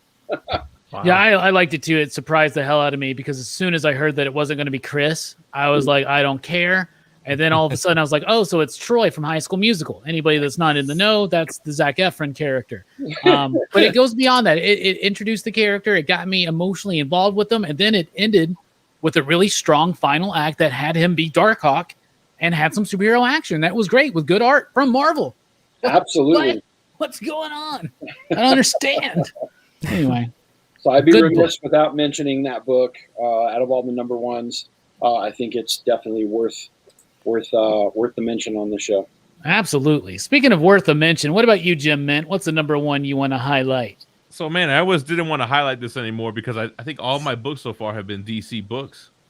But anyway, we'll do it because Robbie was going to do it, but then you decided to go another way because I went with Superman 78 #1. There was a lot of good number ones this month, too. A lot of good honorable mentions. You had stuff like Moon Knight, like Kang. You had Eat the Rich. But this one was a big surprise for me as well. I just think like the art style, the dialogue, the story, it was just refreshing. It just felt good reading this. It didn't feel like it was forced. Like it was like Batman '89 kind of felt a little bit forced. I'm not even a big fan of the Superman movies. The Christopher Reeve stuff is a little before my time, but I really dug this issue. I like introducing Brainiac. I think that's cool to add that villain that we haven't seen in that franchise. And I just had a lot of fun with this book. I thought it was super good and the best Superman comic I've read, single issue, since Bendis came in and just tore everything away from what we were loving with the Tomasi run and all that kind of stuff. I thought the book was freaking amazing. It identified the voices, the look, the feel of the movie, and the characters, and it just gave us a really good, solid first issue of a Superman book that just they take their time. It takes 3 pages for him to like rip off his shirt and become Superman for the first time, but it works. It works so freaking well. Anybody else read that one? Did not. Bob, there you go I for a have it. Superman I have title. it. You're gonna love it, Bob. You're gonna love For it. the cover grab, I got it because I got the Batman 89 and then the other one that matches it with the Superman 78 that is an homage to those Jim Lee covers. And so I got those for it. And but because of the fact that the Batman 89 got such bad reviews, I wasn't even interested. But now hearing this, I'm gonna read it and check it out because I love good. I love Superman 78. A lot of comic reviewers have really been surprised by this one. Yeah. And I haven't really heard anything. I haven't heard anyone say a bad thing about it. It does. It's everything that Batman 89 wishes it was, basically. Yeah, right. And it gives us Brainiac, which should have been the villain in Superman 3, and then they decided, well, we'll just go with Richard Pryor and do a Brainiac-esque type thing, which doesn't change the fact that when that chick gets turned into like that robot at the Superman 3, that's one of the most scary things I've ever seen when I was a kid, bro. It terrified me. It terrified me. Speaking of terrifying me, Bueller. Yeah. Kick off the next round. Yeah. Or no.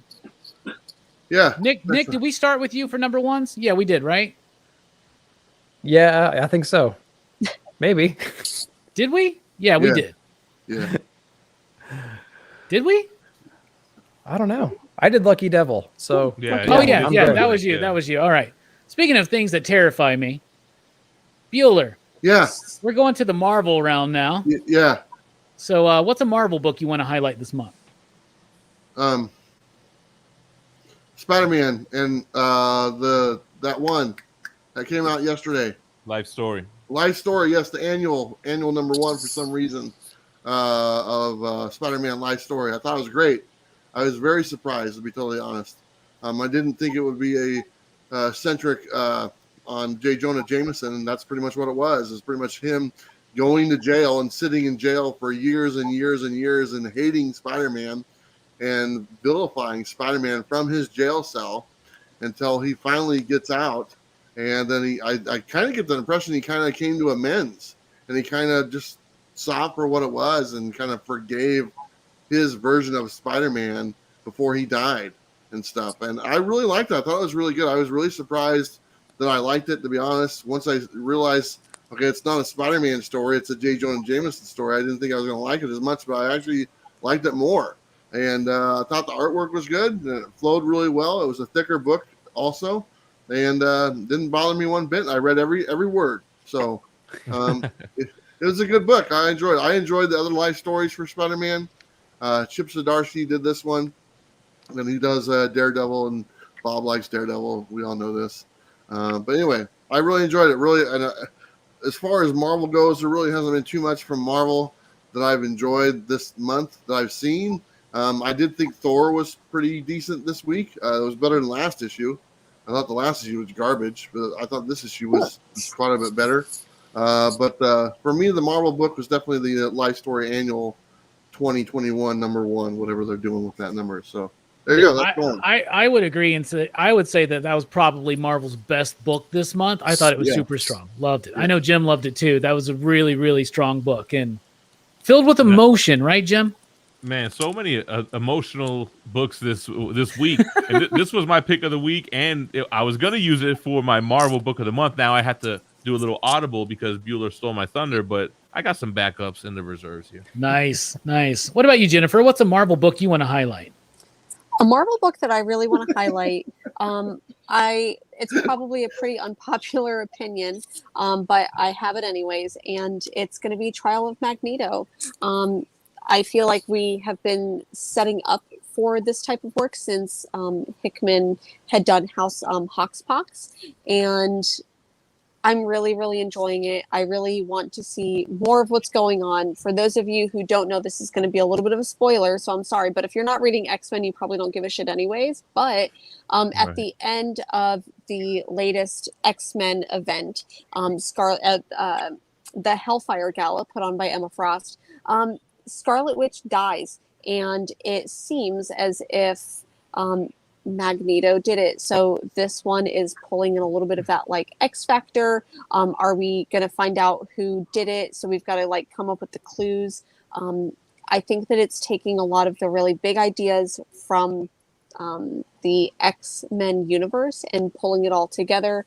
I have my theories on who I think killed Scarlet Witch, but I want to see what's going on. I want to see more of all of the X-verse right now because I love it. And of course I got the 3 different covers. Damn, you triple dipped in that, didn't you? I do. I do that a lot for most of the covers. I like Trial of Magneto as well, man. I saw a lot of mixed reviews. I know Robbie didn't really care for it, but I liked seeing Magneto as a villain again and going up against all these different X-Men, X-Force, X-Factor, who done it, who killed Scarlet Witch. I want to know. I want to continue to read and find out. Yeah, and he knew he was going to be the villain that day too, because he woke up and put on his black costume with his jacket, right? He woke up and chose violence. Yep. Who do you think killed Scarlet Witch? Do you have any theories? It seems like he did it, but he had a reason to do it. Something with the resurrection protocol, maybe, or something, or who knows? It seems like it was him, based on all the evidence, forensic evidence that X Factor dug up. But I think it was Emma can't Frost. be him. You think it was Emma? I think it was Emma Frost, or I think it was Mystique posing as Emma Frost. It was one of the two. Yeah. Well, whoever did it had to have the magnetic powers, which leads you to believe Polaris, but right? Polaris fought against him. I don't know. Yeah, I mean, I don't know. The thing is, we all know it's not Magneto. So what the hell? Yeah. Why is it even called the Trial of Magneto? We already know that it's not Magneto. But and spoilers, she's not dead. She's not dead. She's got this Darkhold event about to come up. Like, come on, Marvel. Why does it even matter if they can just resurrect her anyway? But they won't. I mean, that was a cool little discussion. That part where they voted against it. Yeah, because of House of M. That's why they voted against it. Yeah, they were like, "Nah, man, she's like the big." I mean, that would be like telling you have an island of Jewish people and you tell them like, "Hey, can we resurrect Hitler?" Like that's look, that's what they view her as, right? You shouldn't have killed the guy, but we're not going to bring him back or anything, you know? Yep. Yeah. That was kind of cold-blooded, man. It was cold-blooded. It just there's some wonky things. I'm glad some people are enjoying the book, though. I think it would have been better if it was just X Factor number 11. But no, I don't know what it was supposed to be. Yeah. So. No one's reading X Factor, so I know. Then I wouldn't have even read it, Jim. Is what I'm saying. I'm just kidding. I'm not kidding. My Marvel book, I'm going to go with Strange Academy number 12. This book's been amazing. Humberto Ramos on every single issue. Scotty Young. It's amazing. This book is it's what Teen Titans Academy wishes it was. I don't care about any of them fucks in Teen Titans Academy. I care about you don't like the Bat Pack? No, that's so stupid, man. Like, I'd rather have the Brat Pack show up in Teen Titans Academy. Like, give me Judd Nelson, give me, just Molly Ringwald, put them all in there, right? I'd rather have that. Strange Academy's great. I care about these characters. It's intriguing. It could easily be described as Harry Potter in the Marvel Universe, but it goes beyond that, right? All these random characters, most of them new. I care. I'm engaged. Humberto Ramos is not dipped in quality in 12 issues. He's done it consistently. This is one of Marvel's best books, and it has been for 12 issues now. Strange Academy. Hey, hold on. Taylor Winder said it's Onslaught that killed Scarlet Witch. That could be. Well, one thing that they did, I don't really like Way of X, but a cool revelation in that last issue is that Onslaught's kind of been infecting the minds of a lot of the people on Krakoa.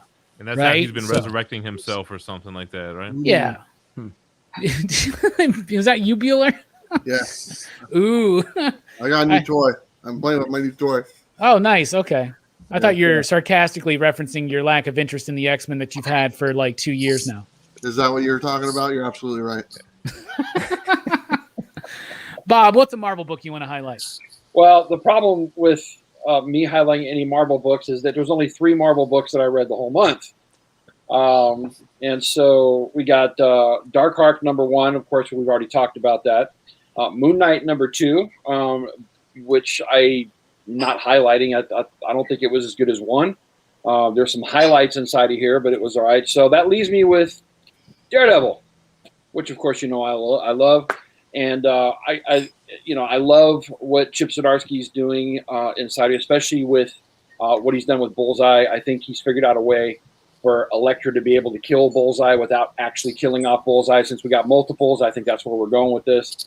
But you know, I think as much as I enjoyed this book, my whole outlook was dampened when I found out that this whole Substack thing's going on, and this is going to end in 3 issues, his run.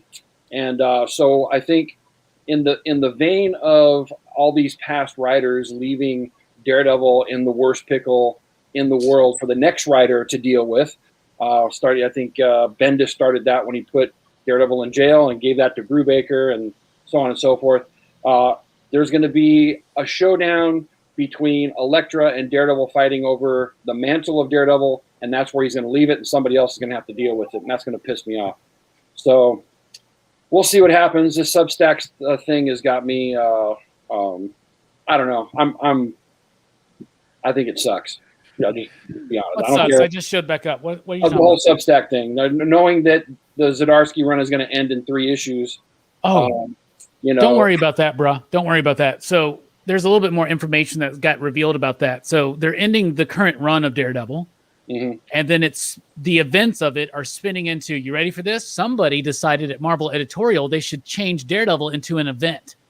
So they're doing an event that's spinning out of what will build up from the next few issues, right? And then Daredevil will come back. That's what Chip said. So. Oh, okay. Well, that doesn't excite me at all. I thank you for showing me that, because most Marvel events to me are complete crap. I agree. So, hey, let's make Daredevil an event. Hey, thanks, buddy.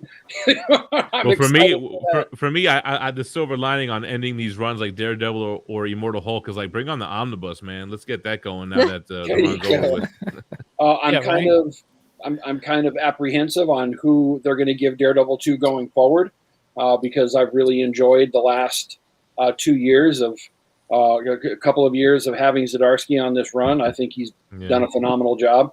And, you know, I mean, with the, you know, some of these other writers being put on new books, I think that's all great. Rom V being on Venom, you got Cates going on Hulk, but I haven't heard a single mention on who's going to be taking over Daredevil. So it's got my, I'm afraid.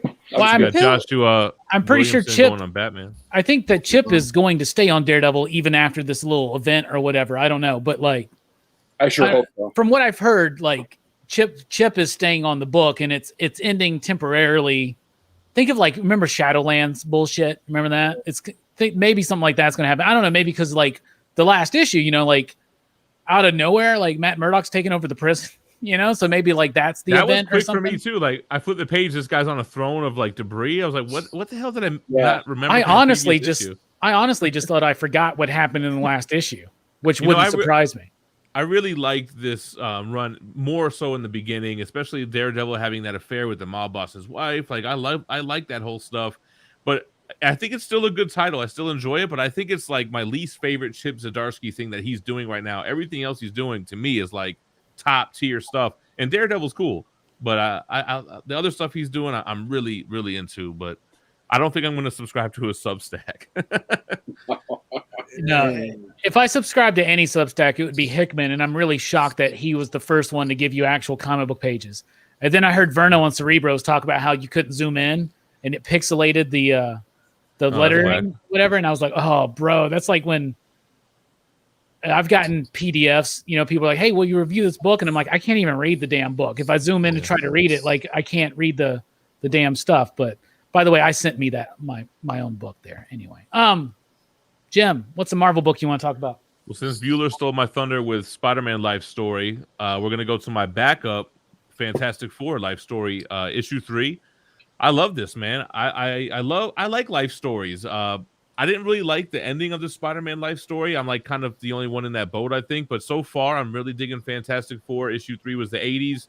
I love like how obsessed Reed Richards is with Galactus is coming. He sees the visions. He saw the vision when the cosmic radiation hit him and gave him his powers. He's trying to tell the world's governments. He's like, we need a shield. And they want to like, well, what if we just aim these the other way and focused it at our enemies here? And he's like, what? Like, where did you even come up with that? Like, we need to prevent Galactus, and he loses his wife because of that to Namor of all people, which has really got to hurt. And I'm just digging the emotional aspect of this book. I think it's fun. I'm excited for issue 4, which is the 90s. and it looks like Galactus and Surfer might arrive then. So, Fantastic Four life story. There it is. I'm digging that one enough. Go ahead, Jim. I actually I hate Fantastic Four. It's never been a series like that I've ever loved any run of, but I actually really love Fantastic Four life story so much, and I love this almost like you said obsessiveness. It feels like Moby Dick, where he's like obsessed over the whale of Galactus. Yes, and with Galactus, which is it makes so much sense, and this like cosmic. I feel like this cosmic identity crisis that he's having. I really, really appreciate Fantastic Four life story in a way I've never loved a Fantastic Four story ever. Robbie, how do you feel about that? I don't feel good about it, but it's okay. I mean, if I need to give you some suggestions, I can do that. Trust me. So I've tried to go back and like read the beginning, and I can't get through it. If you can give me suggestions, please. Hickman. Like, Joker, I mean, Hickman. I would recommend Hickman. See, people love John Burns. I have a hard time getting into that still, but the Hickman's run was super explosive. So many cool, big things that happened. You would think it was a Donny Cates book looking back at it, but definitely that Hickman run. Although it's hard to collect it, I think maybe they have trades that are easier to get. Yeah, they got some new Ultimate collections and trades now. The Hickman run's probably I think the best for you. The second one may be the Mark Waid, Mike Wieringo run. That was okay. Yeah, I think it's pretty solid. I love the John Byrne run, but I grew up loving John Byrne at age 5 years old. Like I don't remember. I'm just saying, I don't ever remember not liking John Byrne. So I love John Byrne. So it was some of my first Fantastic Four issues were John Byrne's. My first Superman issues were John Byrne. So I love it. And first X-Men issues, but whatever. So it's all right. There's Fantastic Four is a good book. Okay. Whatever. Is it a really simple story? I tell you what, I don't think people really dig the original Heroes Reborn, or what was it? Heroes Return, Heroes Reborn, the Jim Lee stuff. I like the Fantastic Four stuff in there, man.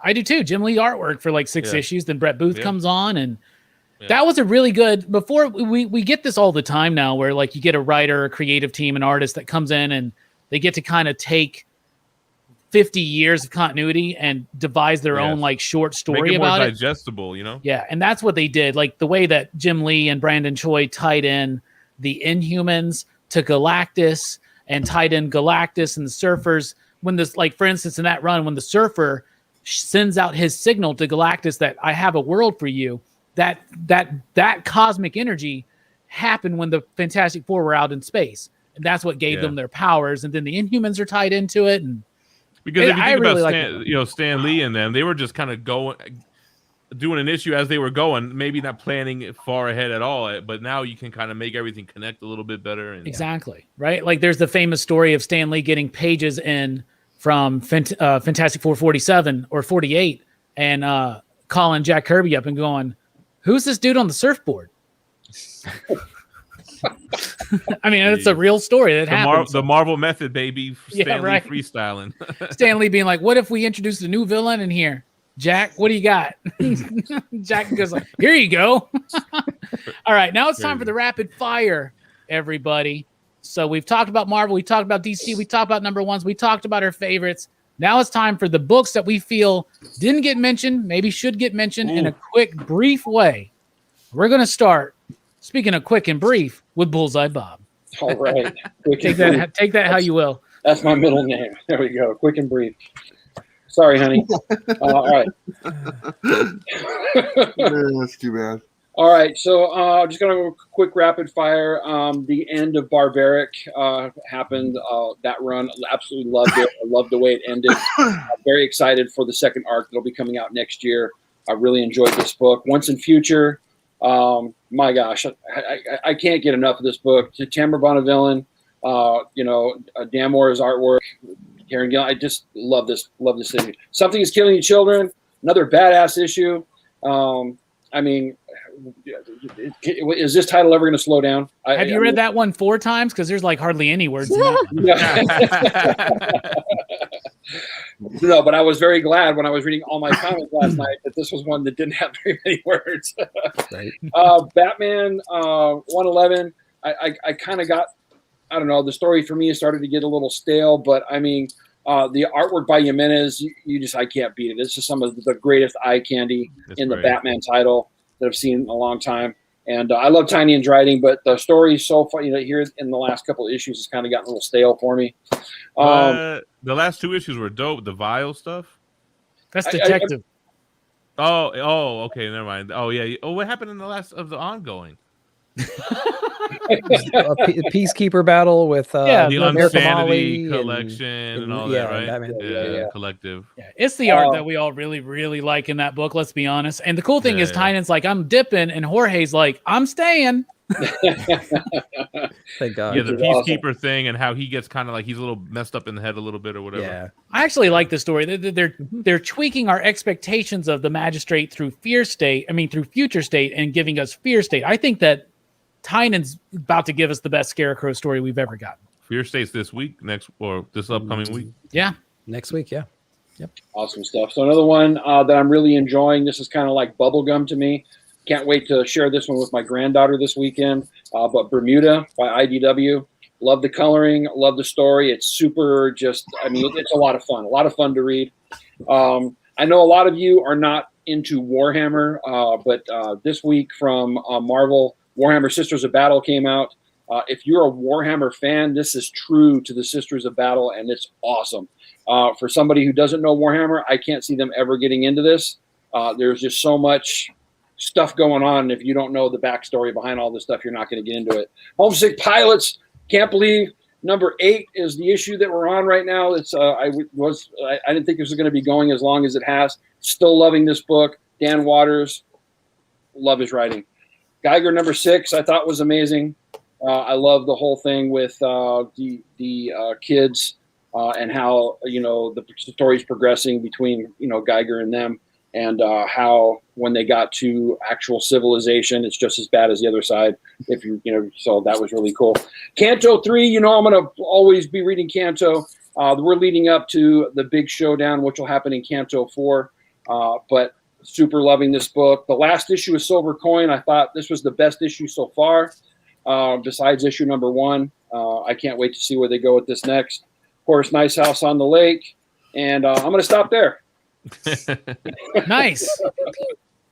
Not so bad for Mr. Quick and Brief there, I'll say. And if there are any that are left over, Jim, what do you got for rapid fire? Well, since Lasher 1 came out this month, let's talk about some Extreme Carnage. And I think I'm going to die on this hill. I think Extreme Carnage is better than Absolute Carnage. I'm loving it. I think the Life Foundation symbiotes were getting more than we ever got. I like the Andy stuff with Scream and now Silence, Flash Thompson, Agent Anti-Venom. I'm totally digging everything about Extreme Carnage. The other stuff I kind of already mentioned. I guess I want to shout out Alien 6. I love how it wrapped up this first arc of Alien, giving us more mythos into the universe that we didn't have prior, more about the xenomorph race and what their kind of role is in the universe. Super cool. I like the composition of the book. It felt like you were watching the movie, and I was really digging that arc. Eat the Rich, mixed reviews. I loved it. I can't wait to see where it goes. I don't want to get too much into it. And then Kang 1. Coming hot off the heels of Loki. I think it's due. People want to know more about Kang. We kind of get Kang variants within this story of Kang going back to a younger version of himself, telling himself about all his mistakes so that he could be a better Kang, only to have the young Kang make a whole bunch of new mistakes. So just a couple of quick reviews for you guys, but loving me some Extreme Carnage. Hell yeah. And you had to even out the Marvel DC. I had to get my Marvel stuff in because I'm a Marvel fanboy. So I'm looking at my list like, why do I have all these DC books on here? But DC's put out some good ass titles lately, man. Hell yeah. Speaking of putting out some good ass titles, Nick is not, but Nick reads some good ass titles. Nick, what are your breakdown rapid fire? Yeah, mostly indie books here. I got Eve number 4. I thought it was a pretty cool explainer issue that we got to learn a little bit more about. It was kind of like a Matrix, how many versions have kind of been around, kind of a situation going on here. A lot of cool little reveals in issue number 4. Thinking this is going to wrap up pretty soon, though. Haven't seen how many numbers this series will go. So if anybody knows that, that'd be great to know. Campese The Dragon Incident was actually a really, really fun book from Aftershock. It was really kind of interesting to kind of see the muscle take on the city. The coloring reminded me of like Layla Starr, which is really interesting too. There's a lot of like deep purples and deep pinks and blues and whatnot. Enjoyed the story. I don't know what a guy with a baseball bat's going to do against this dragon attacking the city, but hey, we'll see in the next coming issues. We talked about Something's Killing the Children. I'm eating up this character story with Erica Slaughter, how she became the person she is today. Really, really interesting. I've liked these last few issues for sure to kind of give us some more context there. We Don't Kill Spiders, a Black Craven book, another book that really surprised me, a new #1 that came out, kind of like a barbarian meets tag teams up with a witch to do some kind of detective work. And so it was really kind of interesting, and I like what I saw there so far, so I'll keep getting those. And that cover was amazing too. Loving the new Supergirl run. I'll just say that this issue is actually really, really fire as well. I like just interactions between the characters here. The villain kind of sucks. He's not really developed quite yet, but I really love the coloring. I love the pace of the book. And yeah, that book was really, really great. Another surprise was Man-Eaters, The Curse, #2. I'm actually really enjoying this run. I haven't read the first volume, but The Curse is actually really, really fun. Because it has like this kind of play on the word of craft camp, and so I like the girl and the little boy in here and their interactions and stuff. And then Eat the Rich, honorable mention, awesome Jenny Frison cover, interesting enough first issue, interesting premise. We'll see where it goes. I'd be running the hell out of that place if I was her, but something tells me that's not going to happen. That's my quick rundown. Thanks. Nice. All right, Bueller, you got a rapid fire for us? Kind of a mini rapid fire, but I'm going to do it. But something You're so excited about it. Something Is Killing the Children. Obviously, I'm still on that title. Really enjoy it. I haven't read the free comic book day, the whatever that add-on thing is. I can't remember what it's called. Yeah, House of Slaughter. So I got to read that. There's another one. I didn't read a lot of books, but I was actually sent some Jonathan Hedrick, who does the Recount. Mm-hmm. Really great guy. He has a book out called Capable, and he's doing a Kickstarter Indiegogo for issue 4 right now. It just got funded. He sent me the first 3 issues, and I got a chance to read all 3 of those, and I really enjoyed them. It's about handicapped people who get powers and who are adjusting to having powers after being handicapped and stuff like that. And it's actually a title that me and him talked about a few months ago about him doing it, and I don't know if I want to say shared my input on it or whatnot, but anyway, I really enjoyed it. If you guys want to check it out, the first 3 issues are available through the Kickstarter campaign that's still going on for issue 4. But he's a really good creator. He does a lot of good stuff. He does, like I said, the Recount is one of my favorite books. He's done a few other ones for the Second Sight Publishing as well. He's doing another one that's really popular. I'm blanking on the name. I know Jennifer knows who I'm talking about because he actually knows who Jennifer is. I was talking to him, and he actually brought you up the other day, and I thought that was pretty cool. Me? Yeah. He's a fan. He's a fan of yours. Aw. And so anyway, check it out. It's called Capable. It's all about handicapped people, and handicapped people are the worst. So anytime you can get something that has handicapped people in there and puts them out there so they're not the worst. And me speaking as a handicapped person, I know we are the worst. The only thing us handicapped people care about is don't park in our damn parking spots. As long as you guys can stay out of our parking spots, we're happy. We're happy and content. So it's all good. Anyway, I'm just kidding. Handicapped people are the best. I'm the leader of the handicap brigade, so there you go. It's all good. Anyway, check it out. Capable #4, Kickstarter Indiegogo. Oops. Someone's going to cut that clip out, probably Jim, and just stick that on Instagram. Well, handicapped people suck. Like the truth about Bueller. Bueller trying to play the whole, I can talk about them because I am one. Yeah. Trust me, man. You don't call a ginger unless you yourself are a ginger. That's you get the what rule, I'm saying? man. Hates Elvira. I've been handicapping it for 46 years. First Elvira. Geez, It's going to be like, I hate Elvira. Hot takes all day. People. The truth about Bueller. We're coming after you, buddy. Yeah, I hate myself. Shit. It just got really dark. Anyway, let's move on. Thank you for us handicaps actually have a really good sense of humor. It just doesn't come out very often or get the opportunity to come out. But when it does, we have a lot of fun. Jennifer, it's on you now. Follow that up. Rapid fire. Save us, please. How the fuck do I follow that? Like, first of all, I feel like everyone else has already listed all of the books. I'm just going to go, I'm just going to go rapid fire. Some of these books I haven't even read yet because I have a really big to be read pile from this week and last week. But Mamo number 2 came out last week, and issue number 1 was really good. It's very whimsical. It reminds me of a Studio Ghibli movie. So there's that. 7 Secrets by Tom Taylor. If you are reading Nightwing and if you read Suicide Squad, I highly recommend this book. I read the first issue and absolutely hated it, and my friend Mars, who co-hosts with me on Sunday, convinced me to read it, and I absolutely love it, so would highly recommend that as well. I know that we mentioned him earlier, but Aubrey Sitterson is writing The Worst Dudes. I really enjoy this book a lot. It's weird and it's wacky and it's fun, and I don't want to say a guilty pleasure, but it's just a really fun book. Ordinary Gods. I haven't had a chance to read issue number 2 yet, but I did really enjoy issue number 1, and it's also written by Kyle Higgins, Radiant Black and Darkhawk. So highly recommend that. I believe last issue of Hollow Heart came out. I haven't finished it. This started off as one of my favorite series at the beginning of the year and ended up not being. So I'm kind of excited for this to end because I have learned to hate it. So we'll see there. Haven't read this issue yet from last week, but Bitterroot has been one of my absolute favorite horror stories. I really, really, really appreciate this creative team.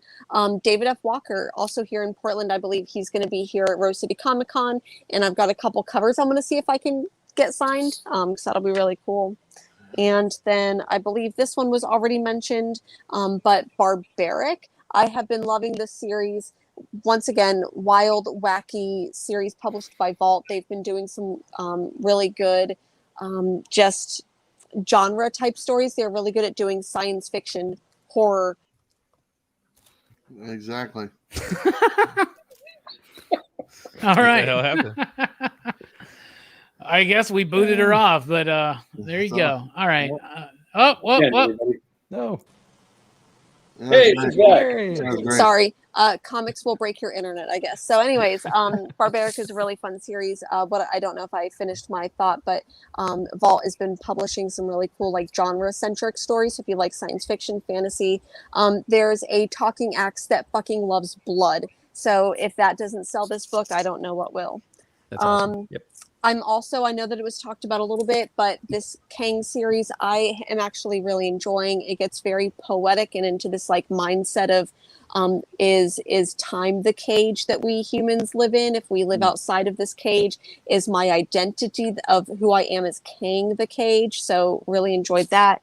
The last one I'm going to talk about is Fangirl. This was actually or Fun Girl, Tales of a Grown-Up Nothing.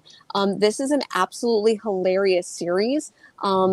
Just one of the worst people, just nonchalant, running around. It was a free comic book day series put out by Silver Sprocket, and it's really good. So that's my rapid fire.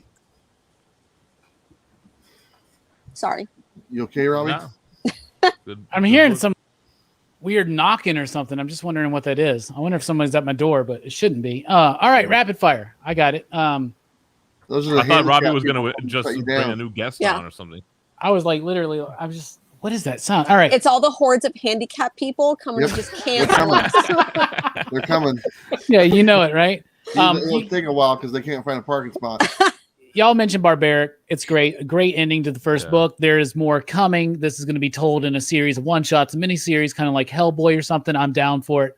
Homesick Pilots, a book that defies being pegged down to a genre. I love this book so much. It's so creative, so innovative. The artwork's great too. Really cool stuff. Something's Killing the Children. Always a banger. This is one of the... Something's Killing the Children is getting better and better, though. It's like, I don't know. I feel like this new arc is like 10 times better than the first arc. Yeah, and really getting into the character, right, of Erica and where she comes from and building in the up. first arc, she just shows up and she's badass, but now we see like how that happens. Yeah, we're already invested in her, so we care about it, right? Arc. Right. Yeah. I do also think that it was a really cool approach to the Free Comic Book Day where they basically like just gave us reprint material, but from a different perspective to tie. It was really, really cool. Silver Coin, though, this was a really cool issue that got it back on track for me, and I'm really, really excited because we know Ron V's coming up soon. So there you go. New books that nobody else has mentioned yet. Red Room. This book's freaking awesome. There was a free comic book day for it too. Red Room. This book is gnarly. It's gross. It's defiling. You read it, you feel dirty. You go take 3 showers, and you still don't feel clean. That's the kind of stuff I like in movies, and I like it in my comics. Red Room by Ed Piscor is amazing. By the Horns by Scout Comics. This book is amazing. It's about a woman. Her lover was killed by unicorns. She's now made it her life's purpose to go and hunt down and kill all the evil-ass unicorns. I love this book. It's amazing. There's a lot more nuance to it. Great artwork. This is one of the best comics on shelves, and we really need to get more people reading that book. I was talking about how I had never read the Dynamite Elvira stuff and really liked it. I'd never read the Betty Page stuff. My homie Jim Mint had an exclusive cover for issue number 1 with Jay Lee. So I was like, well, let's just read it and see. This was great. It made me feel like Abbott and Costello meet Frankenstein again. It's just Betty Page and her partner. They're going to Ireland to investigate the curse of the Banshee, and just really cool, fun stuff. Sexy like covers. A Lois Lane yeah, very much like a Lois Lane. It's really freaking cool. And then finally, I want to spotlight God of Tremors. Loved this book in a month that I thought there was a lot of hard choices for pick of the week, because it's like, I didn't really like that much this week. What should I pick? This one stood out for me. This was a great one and done graphic novel, a graphic novella, if you will, but it's written by Pete Milligan, who is absolutely a fantastic writer, a veteran in the industry. Then we got Peter Kowalski, a fantastic artist. He was the artist on Join the Future. The artwork was amazing. The story was really cool. It's about this kid who's born, and he grows up and he winds up developing epilepsy. And his dad, who's it's like set in like the 1700s or something. His dad's like this like Bible thumping anti-witch type dude. And he's trying to perform exorcisms instead of like going to like the doctors and things like that. So it develops out of that. There's this mystical component to it that I absolutely love. God of Tremors, just a one shot. That was super, super solid. So that's my rapid fire. That's our show tonight. So I appreciate everybody watching. Station Jamie, how are you doing? You weren't just knocking for like the last 10 minutes, were you? Okay, thank God. Anyway, my girlfriend's here. So it is perfectly time to end the show. So I thank everybody for watching tonight. We'll do this again next month. It's always fun to chill with some of the best comic book thinkers here on YouTube. Y'all are the best. So thank you so much. Thank you out there in the chat. Real quick, tell us about your channel. What's going on? Bullseye Bob?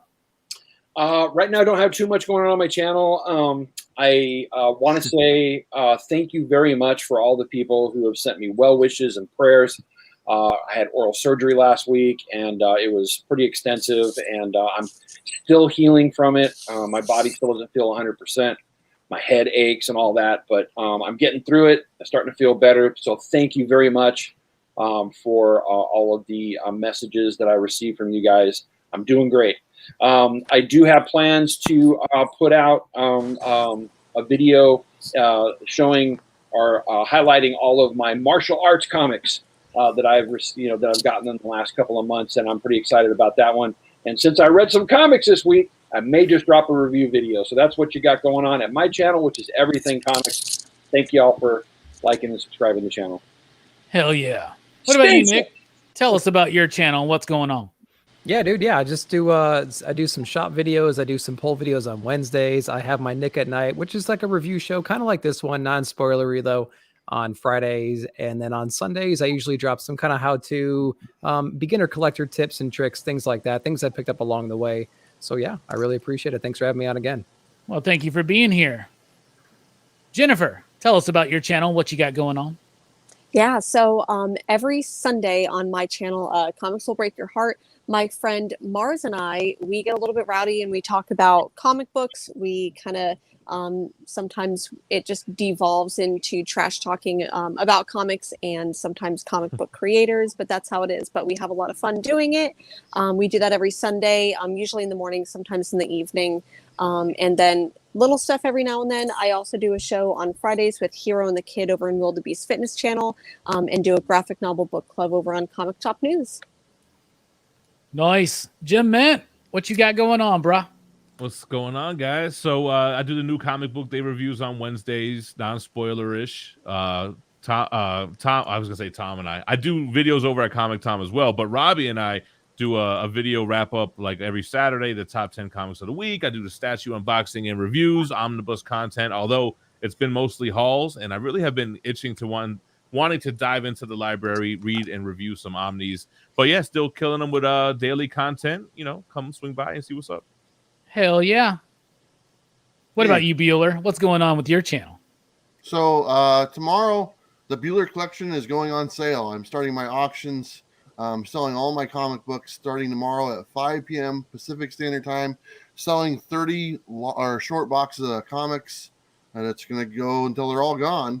So we're going to do it every weekend until they're gone. So starting tomorrow is the first day. We're doing Independence tomorrow. Should be pretty good. So if you're looking to buy some comics tomorrow, 5 p.m. Pacific Standard Time on my channel, that's when the auction starts. And then I also have a Indiegogo campaign starting sometime next month. I don't know exactly the dates. It's for an exclusive cover with Dynamite. And the whole goal of this campaign is to do better than Jim Mint did on his first campaign. So that's the goal.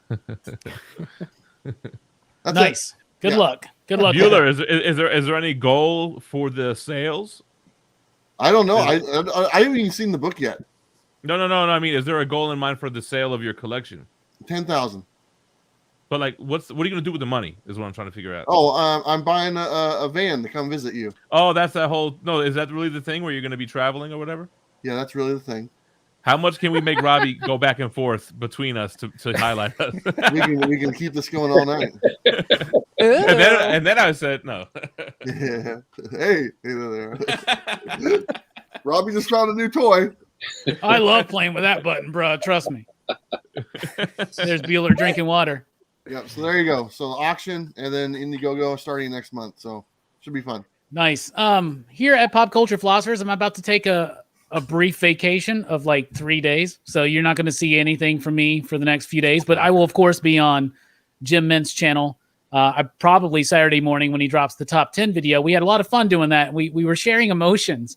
So that's a cool video. But then we're back in full force. Monday, I got a double feature, 6 p.m. Central Time. I got Anna Mia, cosplayer. She's got an Indiegogo going on right now for a Vampirilla book. She'll be joining us on the channel to have a chat. Right after that, at 7 p.m. Central Time, join me, join Jay Strick, join Brian, and join Joe Corallo as we do a Comics Revisited on the New 52 Wonder Woman by Brian Azzarello, Cliff Chang, and company. That's going to be fun.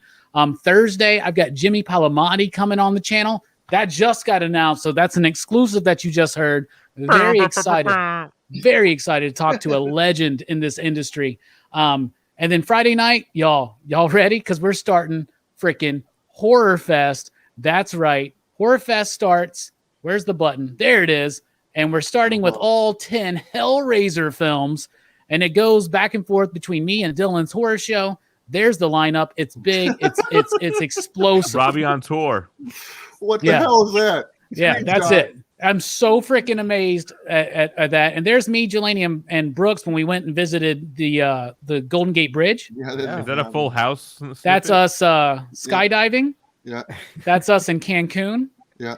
That's us in Japan at the office building where they film a lot of Power Ranger Super Sentai fights. Photoshop crowd. Yeah. And there's there's us at the club. So lots of fun coming here at PCP. So anyway, thank you all for joining us. We're dipping out. And I'll just end it with a, see, Manny gave me a new station button. So station. Thank you for all being here.